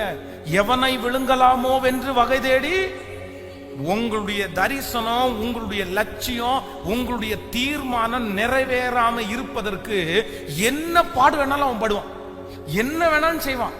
உங்களை எவ்வளவு மனமடி உண்டாக்கணுமோ அவ்வளவு மனமடி உண்டாக்குவான். உங்களுடைய கேரக்டரை சேஞ்ச் பண்ணணும்ன்றதுல ரொம்ப குறியா இருக்கிறவன் யாரு? பக்கத்துல கையை பிடிச்சோம். உங்களை முரடன் ஆக்கணும்னு பிசாசு அப்படியே அலைஞ்சிட்டு இருக்கிறான். ஹலோ, புரியுதுல? புரியுதா? உங்க கேரக்டரை நீங்க ஆண்டவரோட சேரும் போது உங்க கேரக்டர் ஃபுல்லா சேஞ்ச் ஆயிரும். நீங்க நல்லா வாழணும்னு நினைப்பீங்க. ஆனா எப்ப நீங்க நல்லா வாழணும்னு நினைக்கிறீங்களோ அப்பதான் உங்களுக்கு எதிரி வருவாங்க. ஆமென். புரியலையா? இன்னைக்கு வண்டி எடுக்கும் போது இன்னைக்கு தான் யாரையுமே எல்லாருக்கும் வழி விடணும்னு நினைச்சிட்டு போவீங்க. ஆனா அன்னைக்கு தான் ஒருத்தன் குறுக்கால வந்து விடுவான். நம்ம திட்ட வேண்டியது இருக்கிற மாதிரி இருக்கும். இன்னைக்கு தான் கோவப்படக்கூடாதுன்னு நினைப்போம், அன்னைக்கு கோவப்படுவோம்.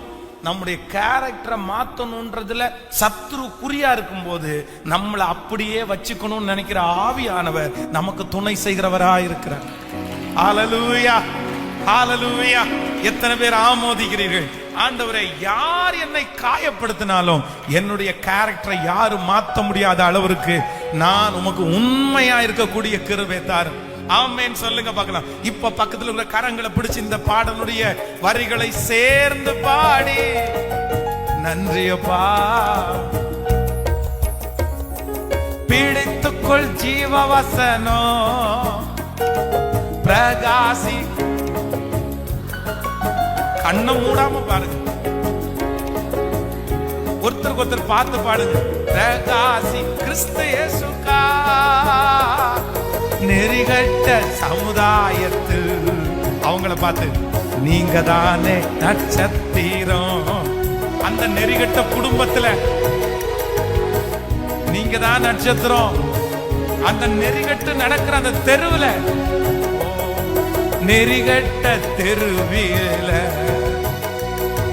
நீங்க தானே நட்சத்திரம். நெறிகட்ட குடும்பத்தில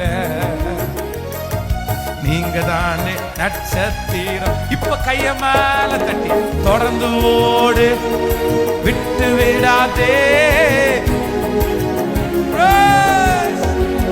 ஹalleluya.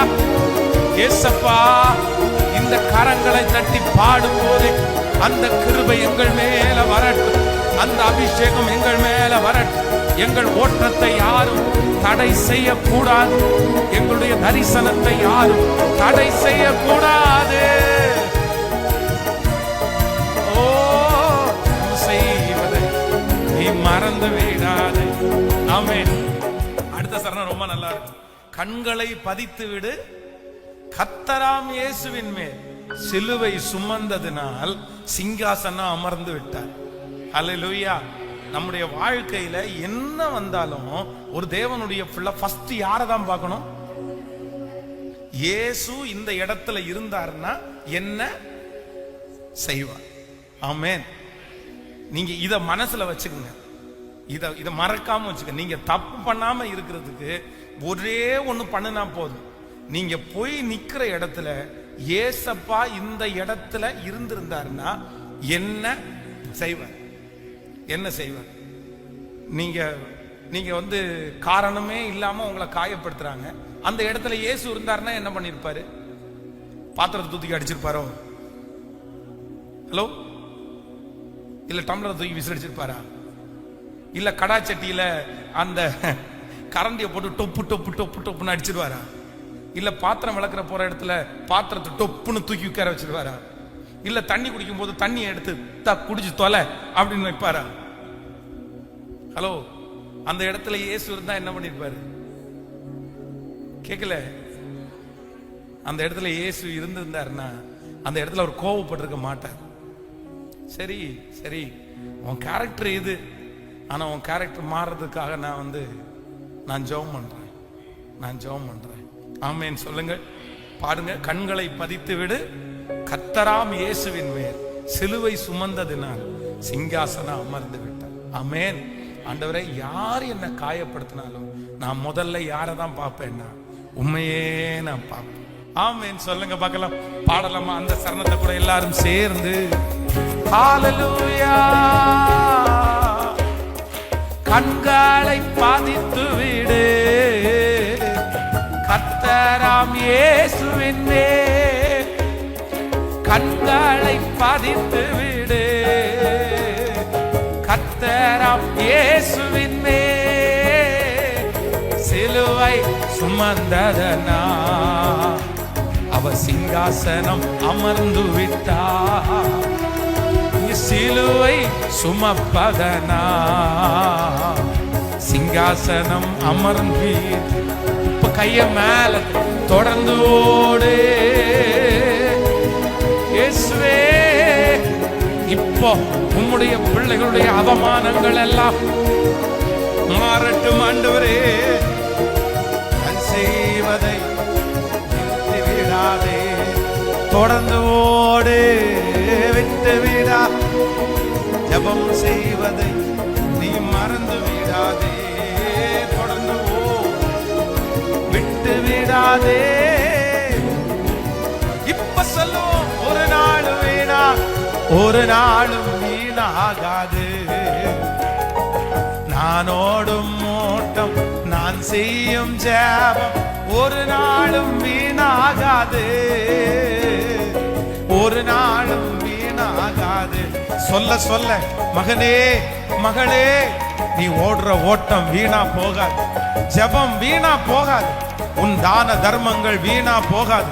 ஒரு நாள் அப்போஸ்தலனாகிய பவுலை போல ஒரு தேவ மனிதன் வந்து உங்களிடத்துல சொல்லுவாங்க, உன் தான தர்மம் வீணா போகல, உன் ஜெபம் வீணா போகல, உன் பிள்ளைக்காக எடுத்த முயற்சி வீணா போகாது, உன் குடும்பத்திற்காக எடுத்த முயற்சி வீணா போகாது.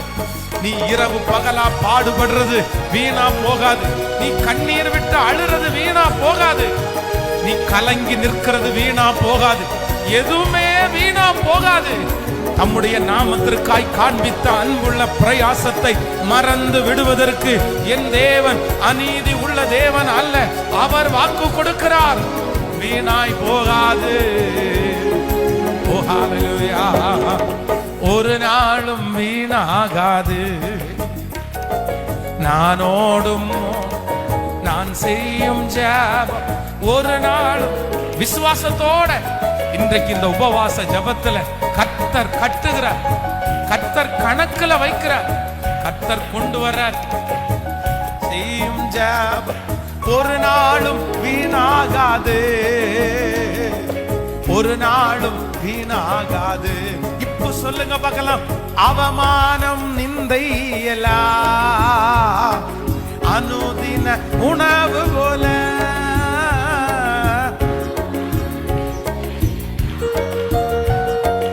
அனுதின உணவு போல, பாழிச்சொல் எதிர்ப்பு எல்லாம் பலன் தரும் ஊட்டச்சத்து. பாழிச்சொல் எதிர்ப்பு எல்லாம் பலன் தரும் ஊட்ட. இப்ப கைய மேல தட்டி தொடர்ந்து ஓடு. எஸ், கர்த்தர் இப்ப பூஸ்ட் பண்ற, உங்களை தட்டி கொடுக்கிறார். ஓ தொடர்ந்து இப்போ தொடர்ந்து ஓடக்கூடிய பலன்.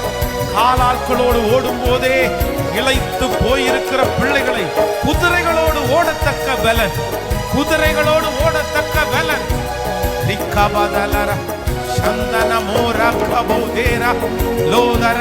கரங்களை தட்டி அந்த அபிஷேகத்தை பெற்றுக் கொள்ளுங்கள்.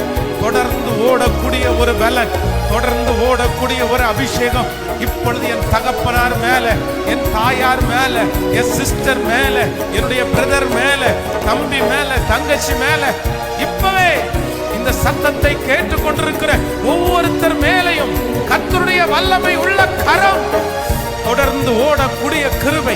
தூசியை உதறிவிட்டு, அவமானங்களை உதறிவிட்டு, காயங்களை உதறிவிட்டு, பலவீனத்தை உதறிவிட்டு இப்பொழுது ஓடக்கூடிய ஒரு பலன், பலன், பலன். கரங்களை தட்ட தட்ட இறங்கி வரட்டும். பரிசுத்த ஆவியானவர் முத்திரை போடுவீராக. பரிசுத்த ஆவியானவர் உங்க பிள்ளைகள் மேல் முத்திரை போடுவீராக. ரப்தலரா தொடர்ந்து ஓடே விடாதே. ஜெபம் செய்வதை நீ மறந்து விடாதே. தொடர்ந்து ஓடே விடாதே. ஜெபம் செய்வதை. ஹல்லேலூயா. கரங்களை தட்டி கர்த்தருக்கு ஒரு மகிமை, கரங்களை தட்டி கர்த்தருக்கு ஒரு மகிமை. Thank you Jesus, thank you Jesus. ஹல்லேலூயா. ஆமென். சிலர் நம்ம மேல ரொம்ப கோவப்பட்டு, நம்ம மேல பொறாமை கொண்டு நம்மளை நம்மளை காயப்படுத்துவாங்க. கவனிங்க, கவனமாய் கவனிங்க. சிலர் நம்ம மேல பொறாமப்பட்டு நம்மளை வேணும்னு என்ன பண்ணுவாங்க?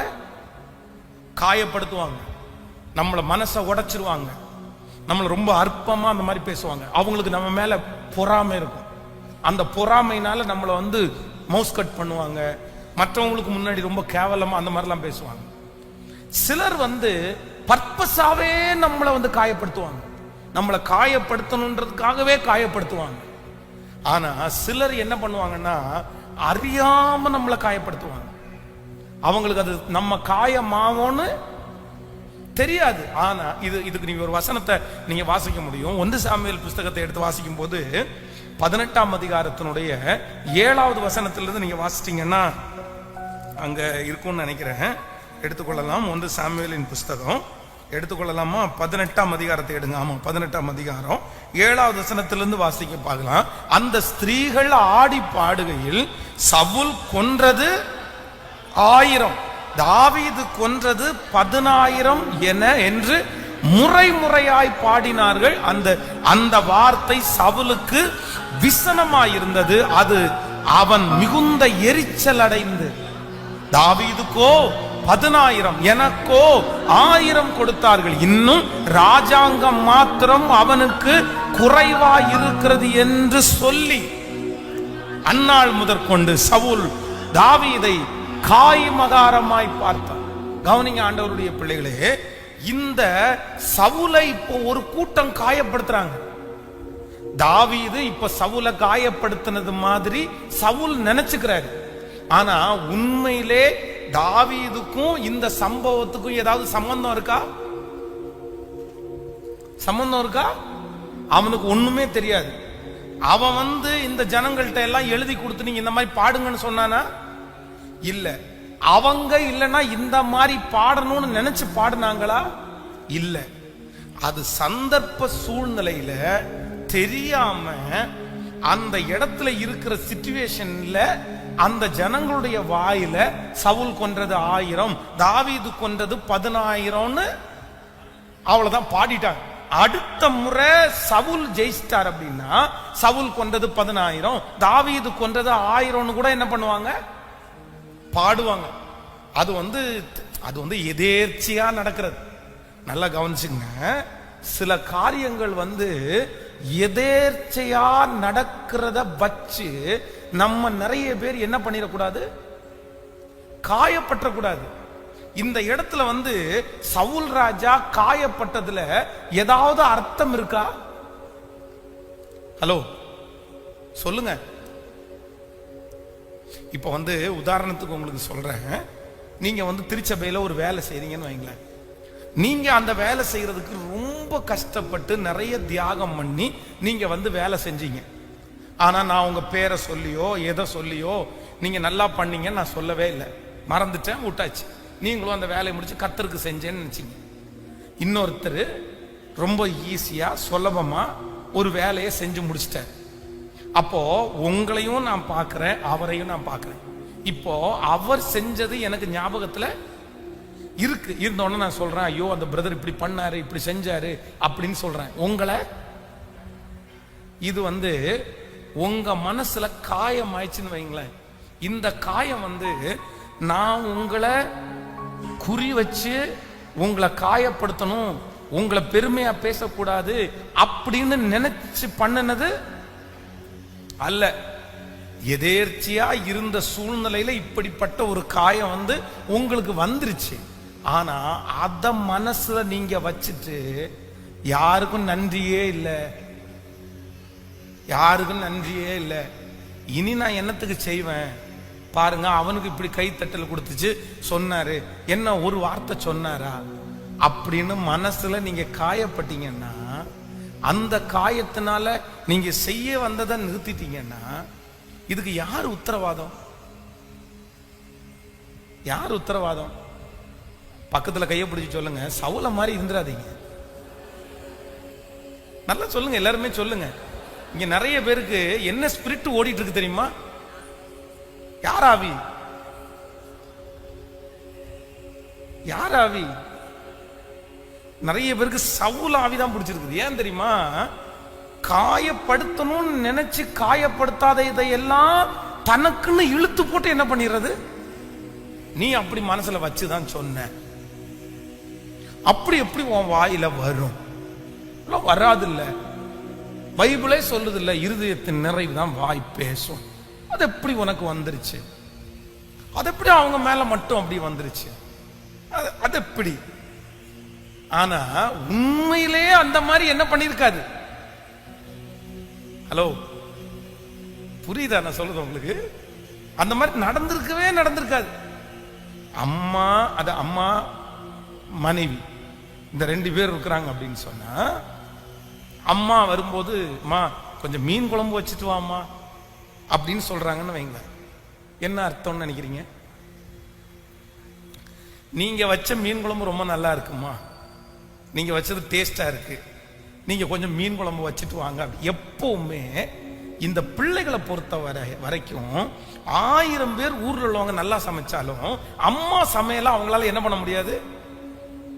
விட்டு கொடுக்கவும் முடியாது, மறக்கவும் முடியாது. ஏன்னா அவங்களுடைய டேஸ்ட் சின்ன வயசுல இந்த அம்மா செஞ்சு கொடுத்து எங்க அம்மா மாதிரி யாருமே செய்ய மாட்டாங்கன்ற ஒரு லெவலுக்கு வந்துருவாங்க. அவங்களுக்கு என்னதான் சுத்தி இருக்கவங்க செஞ்சாலும் எங்க அம்மா இதை நல்லா பண்ணுவாங்க அப்படின்னு அவங்க சொல்லுவாங்க. இப்போ மனைவி கூட நிற்கும் போது அம்மாவை பார்த்து, ஏமா இந்த சண்டே நீ வரும்போது மீன் குழம்பு செஞ்சுட்டு வாமா அப்படின்னு எதேர்ச்சியா ஒண்ணுமே மனசுல வைக்காம அம்மாவுடைய மீன் குழம்பு சாப்பிட்டா கொஞ்சம் நல்லா இருக்கும், ஒரு டைம் சாப்பிடலாமே அப்படின்னு நினைக்கிறத சில மனைவி இருக்கும்போது என்ன, அவங்க முன்னாடி அவங்கள்ட்ட நீ மீன் குழம்பு கேட்டேன்னா நான் உனக்கு வச்சு கொடுக்கலன்னு தானே அர்த்தம். எங்கேயோ இது எப்படி பாஸ்டர் கண்டுபிடிச்சீங்க அப்படித்தானே கேக்குறீங்க. என் பிள்ளைகளை பற்றி தெரியாதா எனக்கு? நீ எப்படி கேட்கலாம்? அது அவன் அது மரியாதை கூட இருக்காது. அவன் என்ன நினைப்பா? மாமியார அவன் என்ன நினைப்பாங்க? அப்ப நான் உனக்கு மீன் குழம்பு வச்சு கொடுக்கல, நான் வச்சு கொடுக்குற மீன் குழம்பு நல்லா இல்ல, உங்க அம்மா வச்சு கொடுக்கறது தான் உனக்கு நல்லா இருக்குது. நீ அவங்கள்ட்ட கேட்கிற, ஒன்னும் பிரச்சனை இல்லை. இப்ப நீ அங்க போய் கொடுத்தன பண்ணிக்கோ போ, நீ மீன் குழம்பு சாப்பிடு, டெய்லி சாப்பிடு, யாரு வேணான்னா. அதுக்கப்புறம் தூக்குன மூஞ்ச திருப்பி இறக்குறதுன்றதுக்கு படுற பாடு இது சொல்லுங்க. உங்களை காயப்படுத்தணும்னு நினைச்சு பிளான் பண்ணி அவர் உங்க அம்மாட்ட திட்டம் போட்டா பேசினாரு. எதேர்ச்சியா அப்படியே அந்த சூழ்நிலைக்கு அப்படி வந்துருச்சு. ஆனா உண்மையான ஒரு ஆண்டவருடைய பிள்ளையுடைய குணம் என்ன அப்படின்னா, அதை எல்லாத்தையுமே தப்பா எடுக்கிறத விட நம்ம என்ன சொல்லலாம்னா, அப்புறம் உடனே மனசுல யோசிக்கணும். ஏன் அவர் கேட்கிறாரு? ஒண்ணு, அம்மாவுடைய டேஸ்ட். அதான் உங்க அம்மாவுக்கு உங்க அம்மா சார்ந்த உங்க அப்பா உங்க குடும்பம் செஞ்சா மட்டும் அது. நீங்க இங்க இருந்து போன் பண்ணி சொல்லுங்க, மம்மி நீங்க வரும்போது மீன் ஊறுகாய் கொஞ்சம் எடுத்துட்டு வா மம்மி அப்படின்னுவீங்க. அது எங்க அம்மா மாதிரிலாம் மீன் ஊறுகாய் யாரும் போட முடியாது, இத சொல்லுவாங்க. ஆனா இது பையன் சொன்னா இது எந்த ஊர்ல நியாயம்னே தெரியலம்மா. ஆனா நீங்க பார்சியாலிட்டி பாக்குறீங்க பாருங்க. அதுல ஏதோ ஒரு 80% ஒரு 20% பேர் நல்லவங்க இருக்காங்க. அதுல இந்த அம்மா உங்க வீட்டுக்காரங்க வந்தா மட்டும் உங்களுக்கு காலும் வலிக்காது, கையும் வலிக்காது. அழகா அவங்களுக்கு பிரியாணி இல்லை, 3 நேரம் பிரியாணியா ஆக்கி போடுவீங்க. ஆனா மாப்பிள்ளை வீட்டுல இருந்தோ புருஷன் வீட்டுல இருந்தோ யாராவது வந்தா, ஆமா ஓயாம இவனுக்கெல்லாம் சாப்பாடு செஞ்சு கொட்டுறதுக்கு நான் என்ன மிஷினா? இல்ல அப்படி சிலர்லாம் பயங்கரமான வேற்றுமை பார்க்கறாங்க. அவங்க குடும்பம் மட்டும்தான் அவங்களுக்கு வசதி. ஆனா இந்த ஆண்கள் எல்லாம் இதுல பாவங்க.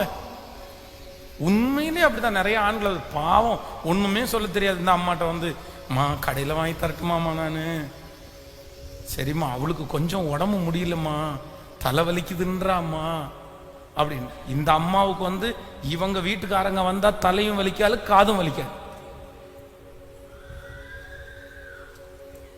இது மனம் திரும்புங்க. இந்த மாதிரி பார்சியாலிட்டி பாத்தீங்கன்னா உங்க பிள்ளைங்க யாருக்கு பார்சியாலிட்டி பார்ப்பாங்க?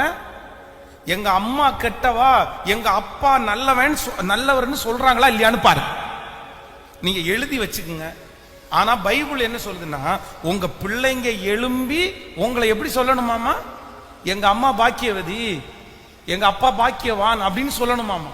ஆனா எங்க அப்பா மட்டும் பாக்கியவான் அப்படின்னு சொல்லிடக்கூடாது, யாரும் பாக்கியவதின்னு சொல்லணும்.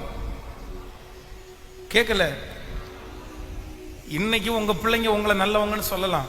உங்க பிள்ளைங்க நினைவு தெரிஞ்சு வளர்ந்து அவங்க ஒரு அம்மா வானதுக்கு பிற்பாடு அப்பா நல்லவன்னு சொல்லுவாங்க, நல்லவர்னு சொல்லுவாங்களா, அம்மா நல்லவர்னு சொல்லுவாங்க? எந்த லிஸ்ட்ல நீங்க இருப்பீங்க? சிலர் இருக்காங்க அப்பாங்க ஊதாரிதான் இருக்காங்க. அப்பாங்க அப்பாவை பார்த்தாலே பிள்ளைகளுக்கு வெறுப்பு, அப்பாவே பிடிக்கல. ஏன்னா அப்பா அவ்வளோ கொடுமையான மோசமானவரா இருக்காங்க.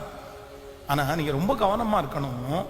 என்ன அப்படின்னா, நம்மை காரணமே இல்லாம தெரியாம நம்மளை காயப்படுத்துறதை எல்லாம் எனக்கு தான் அப்படின்னு இழுத்துட்டு ஆண்டவருடைய பிள்ளைகள் காயப்பட்டு உங்க தரிசனத்தை நீங்க என்ன பண்ணிடக்கூடாது. இந்த சவுல் செய்த தப்ப நீங்க யாருமே பண்ணக்கூடாது. இப்போ பாடினவங்களை கூப்பிட்டு வாயை அடைக்க முடியுமா? முடியவே முடியாது.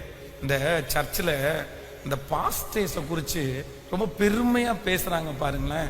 இவங்கள்ட்ட எல்லாம் நான் என்ன சொல்லுவேன் அப்படின்னா, தயவு செய்து பெருமையா கேட்கல, பக்கத்துல கையை பிடிச்சு சொல்லுங்க. நீங்க பெருமையா பேசி அடுத்தவன் திட்டெல்லாம் நான் வாங்க வேண்டியதா இருக்கு, நம்ம வாங்க வேண்டியதா இருக்கு. எதுக்கு? நீங்க யார் முன்னாடியும் ஒசத்தி பேச வேண்டியது இல்ல. அதுவும் யாராவது தெரியாத ஒருத்தட்ட பேசினா கூட பரவாயில்ல. ஆனா இன்னொரு சர்ச்சு பாஸ்டர்ட்ட போய் அவரே பெருமையா பேசுறது எப்படி இருக்கும்? அது கஷ்டமா இருக்காது? ஆண்டவர் ஒருவேளை நன்றாய் நினைத்துக் கொள்ளுங்கள், இந்த யூடியூப்ல பப்ளிசிட்டியா இருக்காங்க, ஆயிரக்கணக்கான கிரௌடு வருது, அவங்க வந்து உழைச்சிருக்கலாம், முழங்கால நிக்கலாம், நிறைய ஜோம் பண்ணலாம், தியாகம் பெருசா இருக்கலாம். ஆனா அதே நேரத்துல கிரௌடு கம்மியா இருக்கிற 5 பேரு 10 பேரு 50 பேர் வச்சிருக்கிறவங்கள நீங்க அவங்க ஊழியம் செய்யல, அவங்கள ஆண்டவர் நம்பல அப்படின்னு தயவு செய்து சொல்லாதீங்க. இவ்வளவுக்கு என்ன நம்புறாரு, அவங்களுக்கு அவளை நம்புறாரு. நான் 10,000 பேரை ஆயத்தப்படுத்தி ஒரு பாஸ்டர் ஆயத்தப்படுத்தாம இருக்கலாம், ஆனா அவங்க ஒரே ஒரு நபரை ஆயத்தப்படுத்தி அந்த ஒரு நபர் 10,000 பேரை சந்திச்சிடலாம். அதனால அப்படி வச்சு எடை போட்டுற கூடாது யாருமே. அவங்க அதனால ஜோம் பண்ணல, அவங்க அதனால கெட்ட பாஸ்டர். நீங்க நல்லா கவனிச்சுங்க. இப்போ வந்து வேதத்துல முதல் இரத்த சாட்சி யாரு? கேட்கல? ஸ்தேவான். இந்த ஸ்தேவான் வந்து எத்தனை பேரை ஞானஸ்நானம் கொடுத்தாரு? சத்தமா சொல்லுங்க, எத்தனை பேருக்கு ஞானஸ்நானம் கொடுத்தாரு? இல்ல. எத்தனை பேருக்கு சுவிசேஷம் சொன்னாரு? தெரியாது. எத்தனை பிரசங்கம் பண்ணாரு? தெரியாது. அவருடைய வாழ்க்கையிலே அவர் பண்ணினது ஒரே பிரசங்கம். ஆனா அந்த பிரசங்கத்துல யார் இருக்கா? சவுல் என்னும் வாலிபன். அப்போ அவர் கல்லெறிஞ்சு, அந்த ஒரு பிரசங்கத்திலே கல்லெறிஞ்சு கொல்ல போறாங்க. அப்ப அவனுடைய ட்ரெஸ்ஸ கலட்டி சாட்சியா ஒருத்தனை வைக்கிறாங்க. யாரு? சவுல் என்கிற ஒரு மனுஷனை ஹெட்டா வச்சு அவனுடைய ட்ரெஸ்ஸ கலட்டி அங்க வச்சுட்டு அத்தனை பேரும் ஸ்தேவான கல்லெறிஞ்சு கொல்றாங்க. ஸ்தேவான அற்புதம் செய்யல, அடையாளம் பண்ணல, சுவிசேஷம் நிறைய பேருக்கு அறிவிக்கல, சர்ச்சு கட்டல, ஞான ஸ்நானம் கொடுக்கல. ஆனா அவர் வந்து கொல்லப்படும் போது வானத்தை பார்க்கும்போது தேவதூதர்கள் அப்படியே எழும்பி நின்று அவரை வரவேற்றார்கள். ஆனா அப்போஸ்தலனாகிய பவுல் சபைகளை ஸ்தாபித்தான், சுவிசேஷம் அறிவித்தான், அப்படி எக்கச்சக்கமான மினிஸ்ட்ரி. ஆனா இவங்க 2 பேர்ல யாரு பெரியவர்? யாரு பெரிய ஊழியக்காரர்? என்னை பொறுத்த வரைக்கும் ஸ்தேவான். அப்போஸ்தலனாகிய பவுல் குறைஞ்சவர் கிடையாது, அவர்கள் எல்லா அப்போஸ்தலரை பார்க்கலும் அவர் முதன்மையானவர். ஆனா இந்த ஸ்தேவான் முதல் இரத்த சாட்சி. அவனுடைய ரத்தம் சிந்தும் போது எழும்பி முளைச்ச முளைதான் யாருன்னா அப்போஸ்தலனாகிய பவுல். அப்போ அப்போஸ்தலனாகிய பவுல் ஆதாயம் பண்ணின அத்தனை லட்சம் பேருக்கும் ஹெட்டா இருந்தது யார் அப்படின்னா ஸ்தேவான் தான் இருந்திருக்கிறாரு. அப்போ பப்ளிசிட்டியா இருக்கிறவங்களோ, கிரௌடுக்கு முன்னாடி நிக்கிறவங்களோ, எல்லாருக்கும் தெரிஞ்சவங்களோ பெரிய ஆள் அல்ல. மறைஞ்சிருந்தாலும் ஆண்டவருடைய சித்தத்தை செய்யறவங்க பெரிய ஆளு தான். அல்லேலூயா. எத்தனை பேர் ஆமோதிக்கிறீங்க? கணவன் பெருசா மனைவி பெருசா? 2 பேருமே பெருசுதான். கணவன் சம்பாதித்து கொடுக்கிறதுக்கு வேண்டும், அவர் கஷ்டப்பட்டார். அதே நேரத்தில் குடும்பத்தை கட்டி காத்தது மனைவி தான். அதனால ஒருத்தரை புகழ்த்தி ஒருத்தரை நம்ம தாழ்த்த முடியாது. ஆமேன்னு சொல்லுங்க. இந்த ஜபத்தில் இருக்கிற யாராவது ஒருத்தர் வந்து உங்களை அறியாத்தனமா யாராவது ஒருத்தர் காயப்படுத்தியிருக்காங்களா? நினைச்சு பாருங்க. நீங்க இன்னைக்கு அவங்கள்ட்ட பேசாம இருக்கிறதுக்கு என்ன காரணம்? அவங்க தெரியாம அறியாம காயப்படுத்தி. தயவு செய்து மன்னிங்க, தயவு செய்து மறந்துருங்க. உங்களையே நீங்க அழிச்சுக்காதீங்க, உங்க கேரக்டரை நீங்க மாத்திராதீங்க, சவுல மாதிரி நீங்க மாறிடாதீங்க. காரணமே இல்லாத ஒரு காரியத்தை மனசுல வச்சுட்டு தாவீது என்ன காயப்படுத்தினான்னு நினைச்சே அவனை பழி வாங்குறதுலே அவருடைய நேரம் அப்படியே ஒன்றும் இல்லாம போயிடுச்சு. ஆனா உண்மையிலே தாவீதுக்கும் அதுக்கும் எந்த சம்பந்தமும்? கடைசியில கஷ்டப்பட்டது தாவீதா சவுலா? யாரு? ஒன்றும் இல்லாம போனது யாரு? பக்கத்துல கைய பிடிச்சு சொல்லுங்க, இன்னொருத்தர் காயப்படுத்தினத, அறிஞ்சோ அறியாமலையோ காயப்படுத்தினத உங்க மனசுக்குள்ள வச்சு சொல்லுங்க. உங்க மனசுக்குள்ள வச்சு நீங்க வெதும்பி நீங்க துக்கப்பட்டு நீங்க செய்ய வேண்டியதை செய்யாம உங்க தரிசனத்தை மறந்து கவலைப்பட்டு ஒடுங்கி போனீங்கன்னா நஷ்டம் அவங்களுக்கு இல்ல, நஷ்டம் உங்களுக்கு தான். இப்ப முடிவெடுங்க, இப்ப முடிவெடுங்க. பாதி பேருடைய வாழ்க்கையே முடிஞ்சிருச்சு. என்ன கேட்டா நிறைய பேருக்கு வாழ்க்கையே முடிஞ்சு. ஏன் தெரியுமா? என்ன அவன் காயப்படுத்திட்டான், என்ன அவன் காயப்படுத்திட்டான். ஒன்னே ஒண்ணு, இத ஒன்னே ஒன்ன புடிச்சிட்டு எத்தனை நாள் தான் ஆண்டவருடைய பிள்ளைகளை டிராவல் பண்றது? இல்லவே இல்லை. எனக்கு ஒரு நேசர் இருக்கிறார், எனக்கு ஒரு நேசர் இருக்கிறார். அவர் யார் தெரியுமா? என்னுடைய காயங்களை எல்லாம் ஆற்றுகிறவர். இந்த ஜெபத்துல இருக்கிறவங்க சொல்லலாம், பாஸ்டர் நீங்க ஈஸியா சொல்லிடுவீங்க பாஸ்டர், ஆனா என்னுடைய இருதயத்துல இருக்கிற வடு ஆறாத வடு பாஸ்டர். ஏதோ பேசிட்டாங்கன்னா கூட நான் விட்டுருவேன் பாஸ்டர், ஏதோ சொல்லிட்டாங்கன்னா கூட சரி பரவாயில்லன்னு விட்டுருவோம் பாஸ்டர். ஆனா எனக்கு ஒரு இருதயத்துக்குள்ள இருக்கிற காயத்தை எல்லாம் உங்களுக்கு சொல்லவே முடியாது பாஸ்டர். அவ்வளவு காயம். நான் எப்படி பாஸ்டர் மறக்க முடியும்? நான் எப்படி பாஸ்டர் பழையது மாதிரி பேச முடியும்? நான் எப்படி பாஸ்டர் சமாதானமா வாழ்றது? நான் எப்படி என்னுடைய வேலையை தொடர்றது? என்னால முடியல, என்னால முடியல. அதுவும் ஒரு நாள் என்ன காயப்படுத்தினா கூட பரவாயில்ல, எனக்கு டெய்லி டெய்லி என்ன காயப்படுத்தி என்ன குத்தி குத்தி குத்தி குத்தி இப்படி பண்ணிட்டே இருந்தா நான் எங்க பாஸ்டர் போவேன்? நான் எங்க போய் நிப்பேன்? இந்த மாதிரி ஆயிரக்கணக்கான கேள்விகள் இந்த ஜெபத்துல இருக்கிற யாரோ ஒருத்தர் கூட எழும்பிட்டே இருக்கலாம். ஆனா ஆண்டவருடைய பிள்ளைகளே, உங்களுக்கு முன்னாடி யார் நிக்கிறான்னா ஏசப்பா உங்களுக்கு முன்னாடி நிக்கிறார். அவர் உங்களை பார்த்து சொல்றாரு, என்னை கவனித்து பார், என்னை நோக்கி பார். என்ன படுத்தாத காயத்தை உன்னை படுத்திட்டாங்கன்னா சொல்லு சொல்லு. எனக்கு செய்யாததை உனக்கு செஞ்சிட்டாங்களா? எனக்கு பண்ணாததை உனக்கு பண்ணிட்டாங்களா? என்ன என்ன பேசாத வார்த்தை உன்னை பேசிட்டாங்களா? என்ன அடிக்காத அடி ஒன்னு அடிச்சிட்டாங்களா? காரி மூஞ்சி மேல துப்புறாங்களே, எப்படி இருக்கும்? அவர் அவ்வளவு வல்லமை உள்ளவரா இருந்தும், வல்லமை உள்ளவரா இருந்தும் அவ்வளவு கஷ்டப்படுது. நீ இறங்கி வா அப்படின்ற. ஏன் அவரால் இறங்கி வர்றதுக்கு என்ன முடியாது?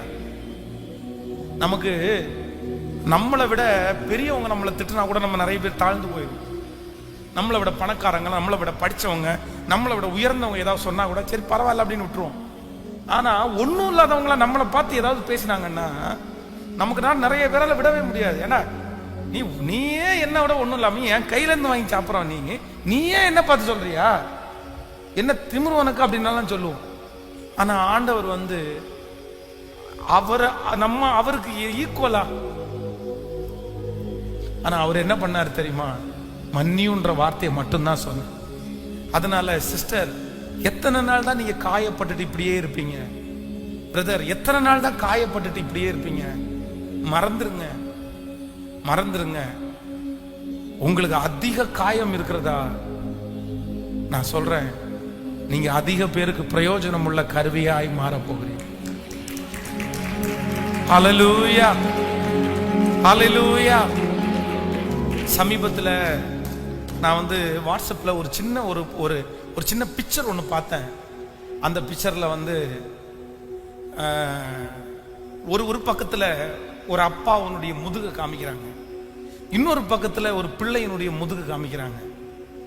அந்த அப்பாவுடைய முதுகுல வந்து பாத்தீங்க அப்படின்னா எண்ணிக்கை கடங்காத ஏராளமான அம்புகள் வந்து அவங்க அப்பாவுடைய முதுகுல அப்படியே குத்தி ரத்தம் வழிகிறது மாதிரி ஒரு போட்டோ. இந்த பக்கத்துல மகனுடைய முதுகுல ஒரே ஒரு அம்பு குத்தி இருக்குது, அதுல ரத்தம் வழியுது. அவன் வந்து அந்த மகனுடைய அந்த பிக்சருக்கு மேல போட்டிருக்கு, என்னால இந்த வலி தாங்கவே முடியல அப்படின்னு அவங்க போட்டிருக்காங்க. இந்த அப்பா அப்படியே நின்றுட்டு இருக்கிற மாதிரி அந்த பிக்சரை பார்த்தேன். அப்ப நான் வந்து உடனே என்ன நினைச்சேன் அப்படின்னா, ஏசப்பாவையும் என்னையும் தான் அந்த இடத்துல கம்பேர் பண்ணி பார்த்தேன். அந்த இடத்துல ஏசப்பா நிக்கிறாரு, அவருடைய முதுக பாக்குறேன். அவருடைய முதுகு உழுகிறவன் நிலம் போல ஆயிச்சாமா. உழுகிறவனுடைய நிலத்தை நீங்க பார்த்திருக்கிறீங்களா? உழுகிற இடத்தை பார்த்திருக்கிறீங்களா? அந்த அவன் மிதிச்சிருக்கிற இடத்துல பின்னாடி இருக்கும் பாருங்களேன், அந்த கட்டம் வந்து ஷார்ப்பா இப்படி இருக்கும்.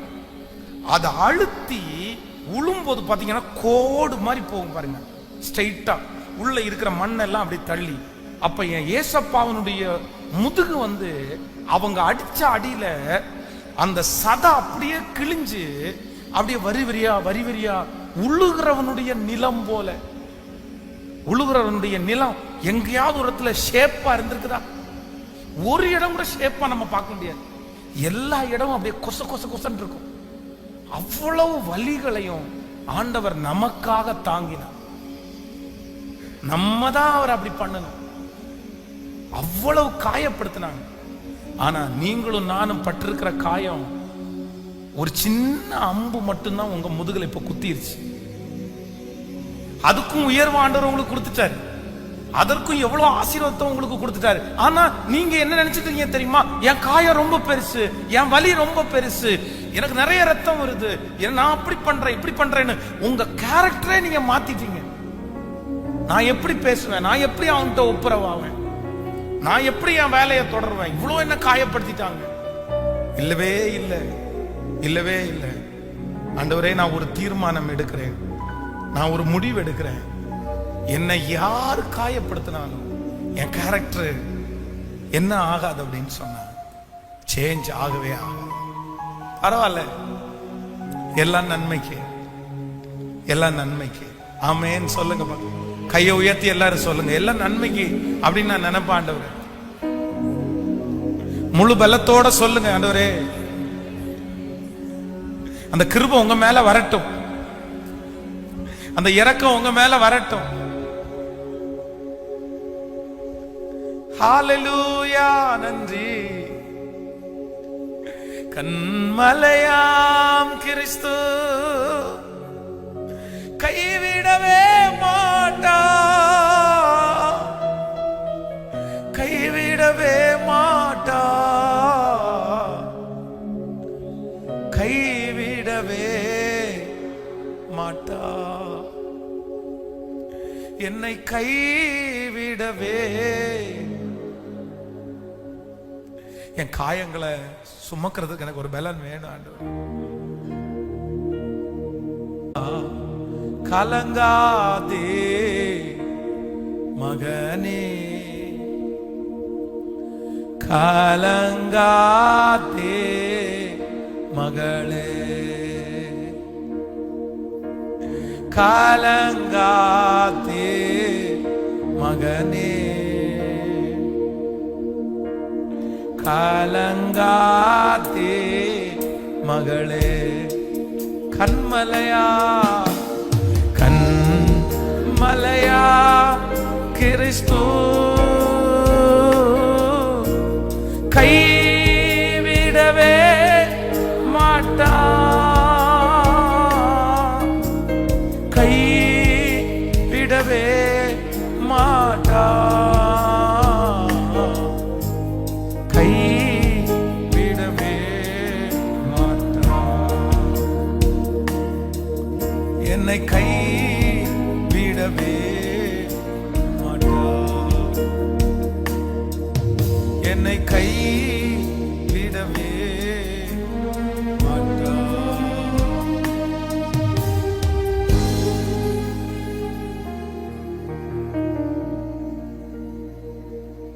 என்னை அவர் ஒருபோதும் கைவிடுகிற தேவன் அல்ல.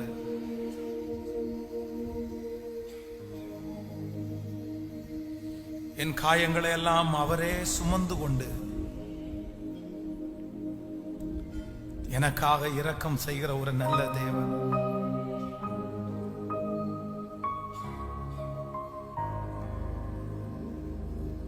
என்னை விட பல காயங்களை பற்ற நேசர் அவர்.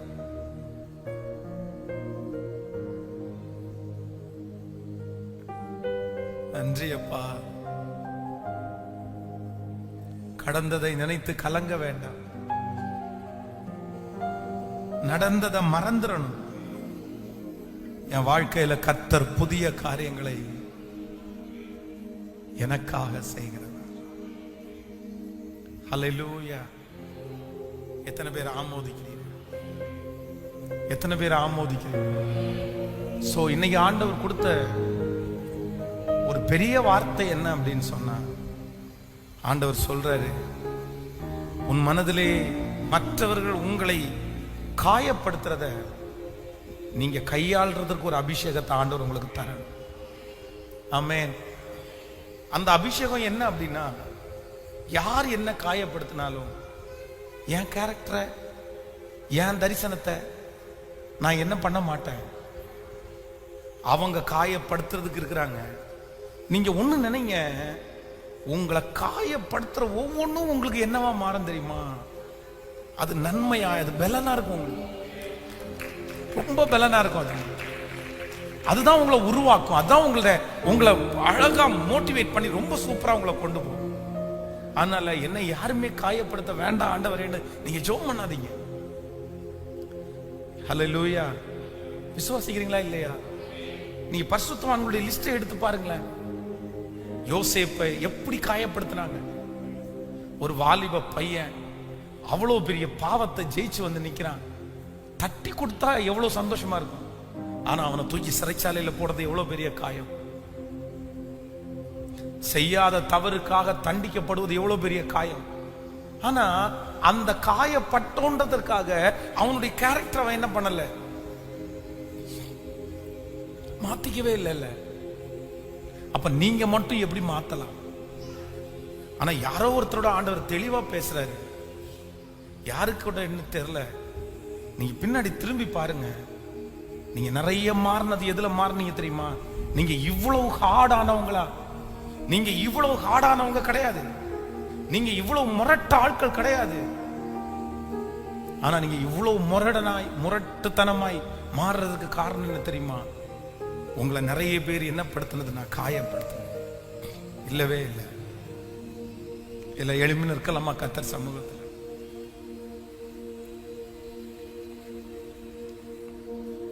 ஹல்லேலூயா. கவனிங்க, இந்த ஆதியாகமம், இந்த ஒரு வசனத்தை கூட கவனிங்க. ஆதியாகமம் 6ஆம் அதிகாரத்துல 6வது வசனத்தை நீங்க வாசிச்சு பாத்தீங்கன்னா, நான் வாசிக்கிறேன், நீங்க கவனிங்க. 6ஆம் அதிகாரம் 6வது வசனத்துல, தாம் பூமியிலே மனுஷனை உண்டாக்கினதற்காக கர்த்தர் மனஸ்தாபப்பட்டார். அது அவருடைய இருதயத்திற்கு எப்படி இருந்துச்சாமா? விஷனமா இருந்தது. அடுத்த வசனத்தை வாசிங்க. 7வது, அப்பொழுது கர்த்தர் தான் சிருஷ்டித்த மனுஷனை பூமியின் மேல் வைக்காமல் மனுஷர் முதற்கொண்டு மிருகங்கள், ஊரும் பிராணிகள், ஆகாயத்து பறவைகள் பரியந்தம் உண்டாக்கினவர்களை நிக்கிரம் பண்ணுவேன். நான் அவர்களை உண்டாக்கினது எனக்கு மனஸ்தாபமா இருக்கிறது. அப்போ ஆண்டவரே ஜனங்கள் என்ன படுத்தினாங்களாமா? மனஸ்தாபம்னா காயப்படுத்தினாங்கன்னு அர்த்தம். அவருடைய உணர்வுகளை மதிக்கவே இல்லை. நம்ம கூட நிறைய நேரத்தில் கர்த்தரை காயப்படுத்தும். ஆனா நம்ம ஆண்டவரை எத்தனையோ டைம் நம்ம காயப்படுத்தினதுக்கு பிற்பாடும் ஆண்டவர் நம்மளை கைவிட்டாரா? நமக்கு செய்யாததை செஞ்சாரா? இல்லவே இல்லை, இல்லவே இல்லை. ஹல்லேலூயா. எனக்கு ஒரு பலன் தாருமாண்டு, எனக்கு ஒரு பலன் தாருமாண்டு. யாராவது ஒருத்தர் என்னை காயப்படுத்துறதுனால என்னுடைய கேரக்டர் சேஞ்ச் ஆகவே கூடாது. பரவாயில்ல. இந்த ஜெபத்துல யாராவது ஒருத்தர் ஒப்புரவாகாம இருப்பீங்களா? ஹலோ, உடைய கணவனாரோட நீங்க ஒப்புரவாகலையா? உங்க மனைவியோட ஒப்புரவாகலையா? உங்க பிள்ளைகளோட ஒப்புரவாகலையா? தயவு செய்து, அவங்க படுத்தின காயம் உங்களுக்கு முன்னாடி நிக்கிறதுனால என்னால மன்னிக்கவே முடியல பாஸ்டர், என்னால ஒப்புரவாகவே முடியலன்னு சொன்னா தயவு செய்து இன்னைக்கே போய் ஒப்புரவாங்க. ஏன்னா உங்களை விட பெரிய காயம் படைச்ச தெய்வமே நீங்க செஞ்ச அத்தனையும் பொறுத்துக்கிட்டு உங்களையும் என்னையும் மன்னிக்கும் போது இது என்ன பெரிய ஏமாற்றம். நம்ம பாவம் எப்படி இருக்கு தெரியுமா? மலைய போல பெருசா இருக்கு. அத அவர் மன்னிச்சாரு. அவங்க நமக்கு விரோதமா செஞ்ச தீமை எப்படி தெரியுமா? ஒரு சின்ன குட்டை மாதிரி, ஒரு சின்ன குன்று மாதிரி தான் இருக்கு. இவ்வளோ பெரியதை நமக்காக மன்னிச்சாரு. நம்ம அவ்வளோ சின்னதை மன்னிக்க மாட்டோமா? சொல்லுங்க, மன்னிக்க மாட்டோமா? பரவாயில்ல, அவங்களா காயப்படுத்தல, ஆண்டவர் அனுமதிச்சதுனால மட்டும்தான் காயப்படுத்தினாங்க. ஹல்லேலூயா. அதனால நான் என் கணவனாரோட பழையது மாதிரி பேசல, என் மனைவியோட பழையது மாதிரிலாம் நான் பேசுறது இல்லை பாஸ்டர். என்னை ரொம்ப காயப்படுத்தி என்னை கஷ்டப்படுத்திட்டாங்க. அதனால நான் ஒரு லிமிடேஷனை ஃபாலோ பண்ணிட்டேன் அப்படின்னு எல்லாம் நினைக்கிறேன்.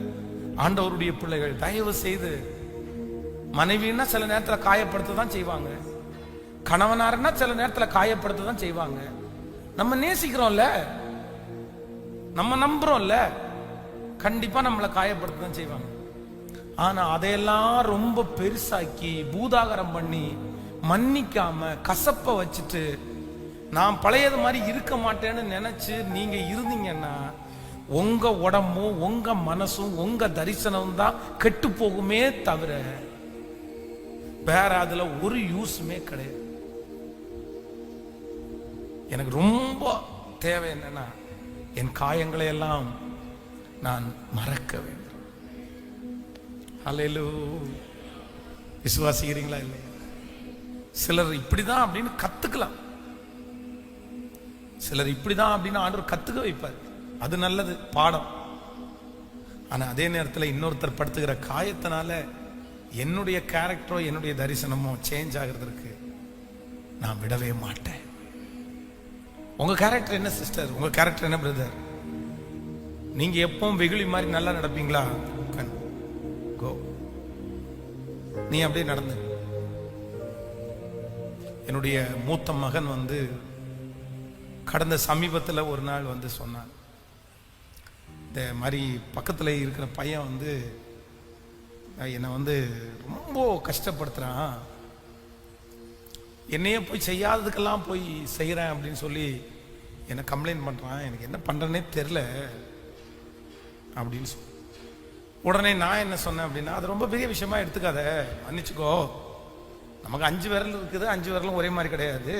பட் 5 பேர் நம்ம கூட படிக்கிறாங்கன்னா 5 பேரும் 5 விதமா இருக்க மாட்டாங்க. அவங்க ஃபேமிலி அவங்களுடைய பின்னணி வந்து இப்படி சொல்லி கொடுத்து வளர்த்துருப்பாங்க. பட் நம்ம அப்படிப்பட்டவங்க கிடையாது, மன்னிச்சிரு, ஆண்டவர் உங்க கூட இருப்பாரு. ஆனால் அடுத்த உடனே வார்த்தை சொன்னா, இல்ல நீங்க மட்டும்தான் இப்படி சொல்றீங்க, இன்னொரு ஃப்ரெண்டு ஒருத்தனை அவன் இதே மாதிரி பண்ணனா உடனே அவங்க அம்மா அப்பா வந்து அவன் போட்டு கொடுத்தானா நீயும் போய் போட்டு கொடு அப்படின்னு சொன்னாங்க. அப்ப நீங்க மட்டும் நம்ம அப்படி ஏதோ போட்டு கொடுத்தாதானே அவன் திருப்பி நமக்கு செய்ய மாட்டான் அப்படின்னு. உடனே நான் என்ன சொன்னேன்னா, எப்பா அது அவங்க, இது நம்ம. அவங்களுக்கும் நமக்கும் ஏணி வச்சா கூட அவங்களுக்கு ஆண்டவர் இருக்கிறாரா இல்லையானே தெரியல, அவங்க கிறிஸ்டின் தான் அப்படின்னா.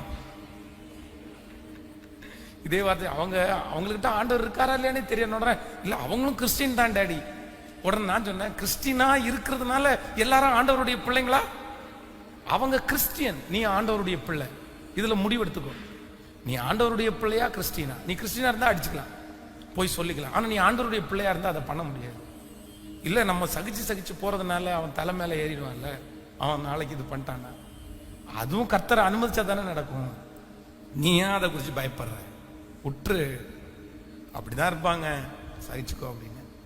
சரி ஓகே, என்னமோ சொல்றீங்க அப்படின்ட்டு போனான் அவன். அதான் பிள்ளையினுடைய மனதில் மதியினம் ஒட்டி இருக்கும் அப்படின்னு. சில நேரத்தில் நமக்கு அப்படி முடியாத ஆண்டவருடைய பிள்ளைகளை, கஷ்டம்தான். ஆனா நான் என்ன நம்புறேன் அப்படின்னு சொன்னா, அதுக்காக வந்து என் கேரக்டரை நான் மாற்ற வேண்டிய அவசியம் நீ மாறாதப்பா, நீ மாறாத.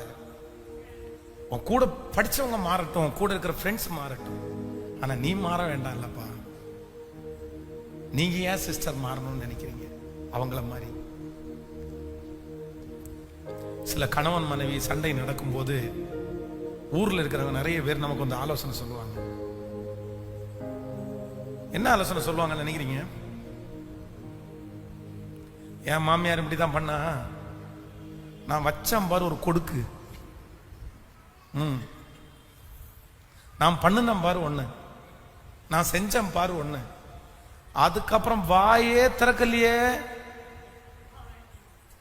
அன்னைக்கு அமைதியானவதான், நீ போய் ஃபாலோ பண்ணு சொல்றாங்களா அப்படி? ஆனா நான் சொல்றேன், அவங்க சொல்றத வந்து நீங்க வந்து ஃபாலோ பண்ணிடாதீங்க. அவங்க கூட இருக்கிற பிசாசு அவங்களுக்கு ரொம்ப சப்போர்ட் பண்ணுவான், ஆனா உங்க கூட இருக்கிற கர்த்தர் சப்போர்ட் பண்ண மாட்டார். கேட்கல நான் சொல்றது உங்களுக்கு புரியுதுல? அவங்க கூட இருக்கிற பிசாசு அவங்களுக்கு சப்போர்ட் பண்ணுவான், ஆனா நீங்க இந்த மாதிரி பண்ணிட்டு இருந்தீங்கன்னா உங்க கூட இருக்கிற ஆண்டவர் உங்களுக்கு என்ன பண்ண மாட்டாரு? இப்ப என்ன வேணும்? உங்களுக்கும் பிசா சப்போர்ட் பண்ண பரவாயில்ல அப்படின்னா வச்சுக்கோங்க.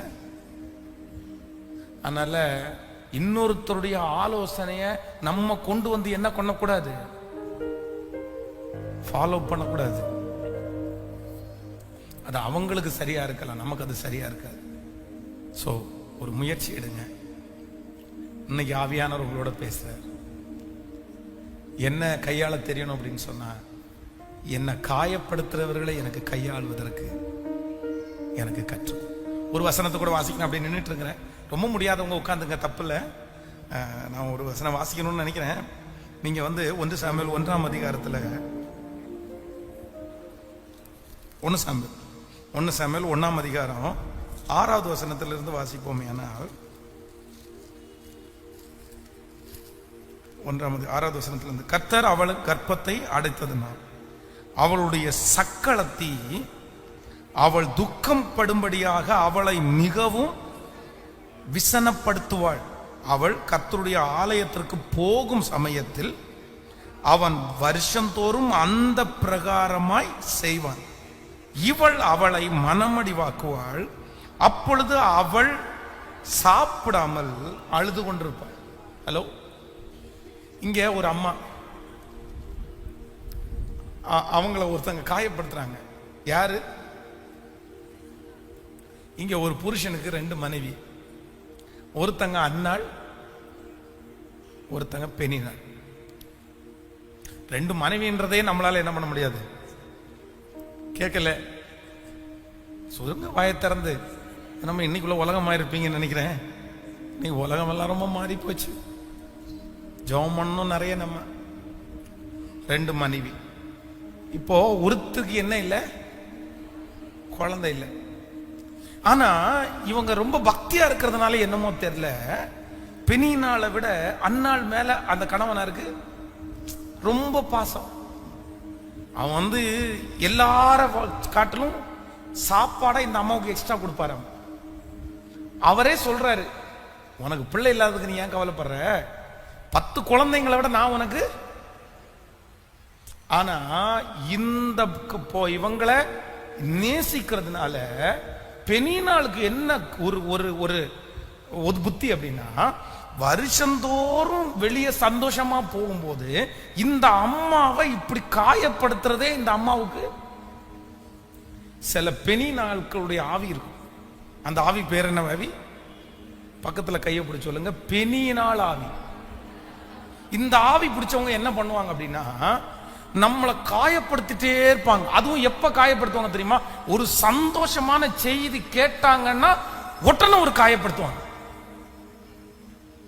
உடனே அடுத்த நிமிஷம் ஒரு காயப்படுத்திடுவாங்க. அவங்களுக்கு அது ஒரு ஆவி. இங்க பெண்ணாளுடைய ஆவி இருக்கான்னு தெரியல அப்படின்னா மனம் திரும்புங்க. ஒரு விஷயத்தை எடுத்து பார்த்தா நல்லதே கண்ணுக்கு தெரியாது, குறை மட்டும்தான் கண்ணுக்கு தெரியும். ஓயாம நம்மளை வந்து ஏதாவது ஒண்ணு சொல்லிட்டே இருக்கிறது, அப்படி இப்படி. இதெல்லாம் பெண்ணினாளோட. ஸோ வருஷந்தோறும் இந்த பெண்ணினாள் வந்து இப்படி மனசை கஷ்டப்படுத்தின உடனே இந்த அம்மா என்ன பண்றாங்க தெரியுமா? நம்மள மாதிரி அம்மா. இந்த அம்மாவுக்கு அவங்களுக்கு என்ன வேலை? காயப்படுத்துறது தான் அந்த அம்மாவுக்கு வேலை. இந்த அம்மாவுக்கு ஓன்னு உட்காந்து, அதுவும் எப்படியாமா, அத்தனை பேர் நல்ல சிக்கன் லெக் பீஸை வச்சு கடிச்சு குமுறிட்டு இருக்கும்போது இந்த அம்மா, உண்மையிலே அந்த அம்மா வந்து நம்ம சவுத் அம்மாவா தான் இருப்பாங்கன்னு நினைக்கிறேன், இந்தியன் அம்மாவா தான் இருப்பாங்க. ஏன்னா உங்களுக்கு ஒரு பிரச்சனை வந்த உடனே நீங்க எதுல தான் கை வைப்பீங்க? சோத்துல தான் கை வைப்பீங்க. நீங்க ஏற்கனவே நீங்க ஒன்றும் தின்ன மாட்டீங்க, சாப்பிடாத ஆட்கள். உடம்பு தான் புஷ்முனி புஷ்மான மாதிரி இருக்குமே தவிர சோறு இறங்காது. தின்றதே இவ்வளோண்டு தான் சாப்பிடுவீங்க. அதுவும் யாராவது ஒருத்தர் சண்டை போட்டாங்கன்னா முதல்ல இந்த வர காப்பி குடிச்சே வாழும் பாருங்க சில ஆத்மா. அதுவும் பால் காப்பி கூட குடிக்காது. என்ன காப்பி? நிறைய வர காப்பி குடிச்சே காலத்தை ஓட்டுவாங்க. ஏன்னு கேட்டா கணவனை திட்டி விட்டாரு, இவங்க திட்டி விட்டாங்க. இன்னும் சில பேருங்க தண்ணி குடிச்சே காலத்தை ஓட்டிடுவாங்க. 3 நாள் சாப்பிடல, 4 நாள் சாப்பிடல. எப்படிதான் உங்க குடல் இருக்கோ தெரியல. இவங்களுக்கு உடனே துக்கப்படுத்தின உடனே, அவங்க மனசை கஷ்டப்படுத்த உடனே சாப்பாடு எனக்கு வேண்டாம் அப்படின்ட்டு ஒன்னு அழுக. நான் பிறந்ததே வேஸ்ட், நான் எதுக்கு இப்படி பிறந்தேன், எனக்கு ஒரு குழந்தை பாக்கியமே கத்த தரல. அப்போ கடைசியில் அவங்க வந்து இப்படியே வருஷம் இவங்களை காயப்படுத்தது இவங்களுக்கு வேலையாகி போச்சு. இவங்களுக்கு சாப்பிடாம அழுதுட்டு இருந்து வேலையாகி போச்சு. ஆனா ஒரு நாள் இந்த மாதிரி ஒரு தாடி வச்சது மாதிரி ஒரு ஃபாதர் மாதிரி ஒருத்தர் வந்து, ஒரு தூதனை மாதிரி ஒருத்தர் வந்து, ஏன் சாப்பிடாம இருக்க, ஏன் அழுதுட்டு இருக்க, ஒன்னு அவ ரொம்ப காயப்படுத்துறாளா, ஓடு சர்ச்சுக்கு ஓடு அப்படின்னு ஒரு தூதனை மாதிரி ஒருத்தர் வந்து சொல்றாருன்னு வைங்களேன். உடனே புத்தி தெளிஞ்சு எங்க ஓடுறாங்க? அவங்க காயப்படுத்தின உடனே இந்த வருஷம் நான் அழமாட்டேன், ஸ்ட்ரெயிட்டா சர்ச்சுக்கு ஓடி போய் அப்படியே விழுந்து, அப்படியே வாயில பேச முடியாது, கண்ணுல இருந்து தண்ணி மட்டும் ஊத்துது. தன்னுடைய இருதயத்தை அப்படியே ஒட்டச்சு ஆண்டவரிடத்துல அப்படியே ஊற்றும் போது, அங்க பாஸ்டரா இருக்கிற ஒருத்தர் என்ன சொல்லணும்? அவர் எதுக்கு உட்கார்ந்து இருக்கிறாரு? காயத்தை ஆற்றுறதுக்கு உட்கார்ந்து இருக்கிறாரு. அவருடைய வேலையே அதான். ஆனா என்னமோ தெரியல, இந்த அம்மாவை பார்த்த உடனே அந்த ஐயாவுக்கு இன்னும் கொஞ்சம் காயப்படுத்தலாம்னு தோணுது. சிலருக்கு அவங்க ஊர் முழுக்க காயத்தை கட்டுனாலும் நம்மளை பார்த்த உடனே அவங்க காயப்படுத்ததே வேலையா இருக்கும். அது நம்ம வாங்கிட்டு வந்த வரோம். என்ன பண்றது? என்னமோ நம்மளை பார்த்தா தான் திருடலான்னு தோணும் போல, நம்மளை பார்த்தாலே அந்த மாதிரி. அங்க இருக்கிறவர் என்ன சொல்றாருன்னா, அண்ணாளே நீ உன் குடிய விட மாட்டியா? எத்தனை நாள் தான் தண்ணி அடிச்சுட்டு இப்படியே உட்காந்துருப்ப? ஏன் ஃபங்க்ஷனுக்கு வந்தா கொஞ்சம் குடிக்க வேண்டியதானே? இப்படி நிலத்தடுமாறுற அளவுக்கு குடிக்க தேவையா? திராட்சரசத்தை கொஞ்சம் கொஞ்சமா எடுத்துக்க வேண்டியதானே? ஒரு வருஷத்துக்கு ஒரு டைம் கிடைக்குதுன்னு சொல்லிட்டு இத்தனையோ குடிப்பியா அப்படின்னு அவரும் திட்டுறாரு. ஆனா இந்த அன்னாள் ஒரே ஒரு தீர்மானம் எடுத்தாங்க, இனி பெனியினால் காயப்படுத்தினாலும், காயத்தை கட்ட வேண்டிய மனுஷனே என்னை காயப்படுத்தினாலும் இனி நான் என்ன பண்ண மாட்டேன், நான் காயப்பட மாட்டேன். ஏன்னா என்னுடைய இருதயத்தை அப்படி அல்ல என் ஆண்டவனே, நான் மிகவும் மன கிளேசம் உள்ள ஸ்திரீ, நான் திராட்சரசமாகிலும் மதுவாகிலும் நான் குடிக்கவே இல்லை. என் மனசு ரொம்ப கஷ்டமா இருக்குது. அதனால என் இருதயத்தை என்ன பண்ணிட்டேன்னா உடைச்சு ஊத்திட்டேன். அன்னைக்குதான் லாஸ்ட் டே. சமாதானத்தோட போ, நீ இஸ்ரவேலின் தேவனாகிய கர்த்தரிடத்தில் வேண்டிக் கொண்டதை அவர் உனக்கு. ஹல்லேலூயா, ஹல்லேலூயா. அப்போ ஒரே ஒரு தீர்மானம், உலகத்துல இருக்கிற எல்லாருமே உங்களை ரொம்ப காயப்படுத்தும் போது நீங்க அந்த காயத்தை எங்கேயாவது ஒரு இடத்துல கொட்டணும், எங்கேயாவது ஒரு இடத்துல இறக்கி வைக்கணும். மனுஷன் இடத்துல கொட்டி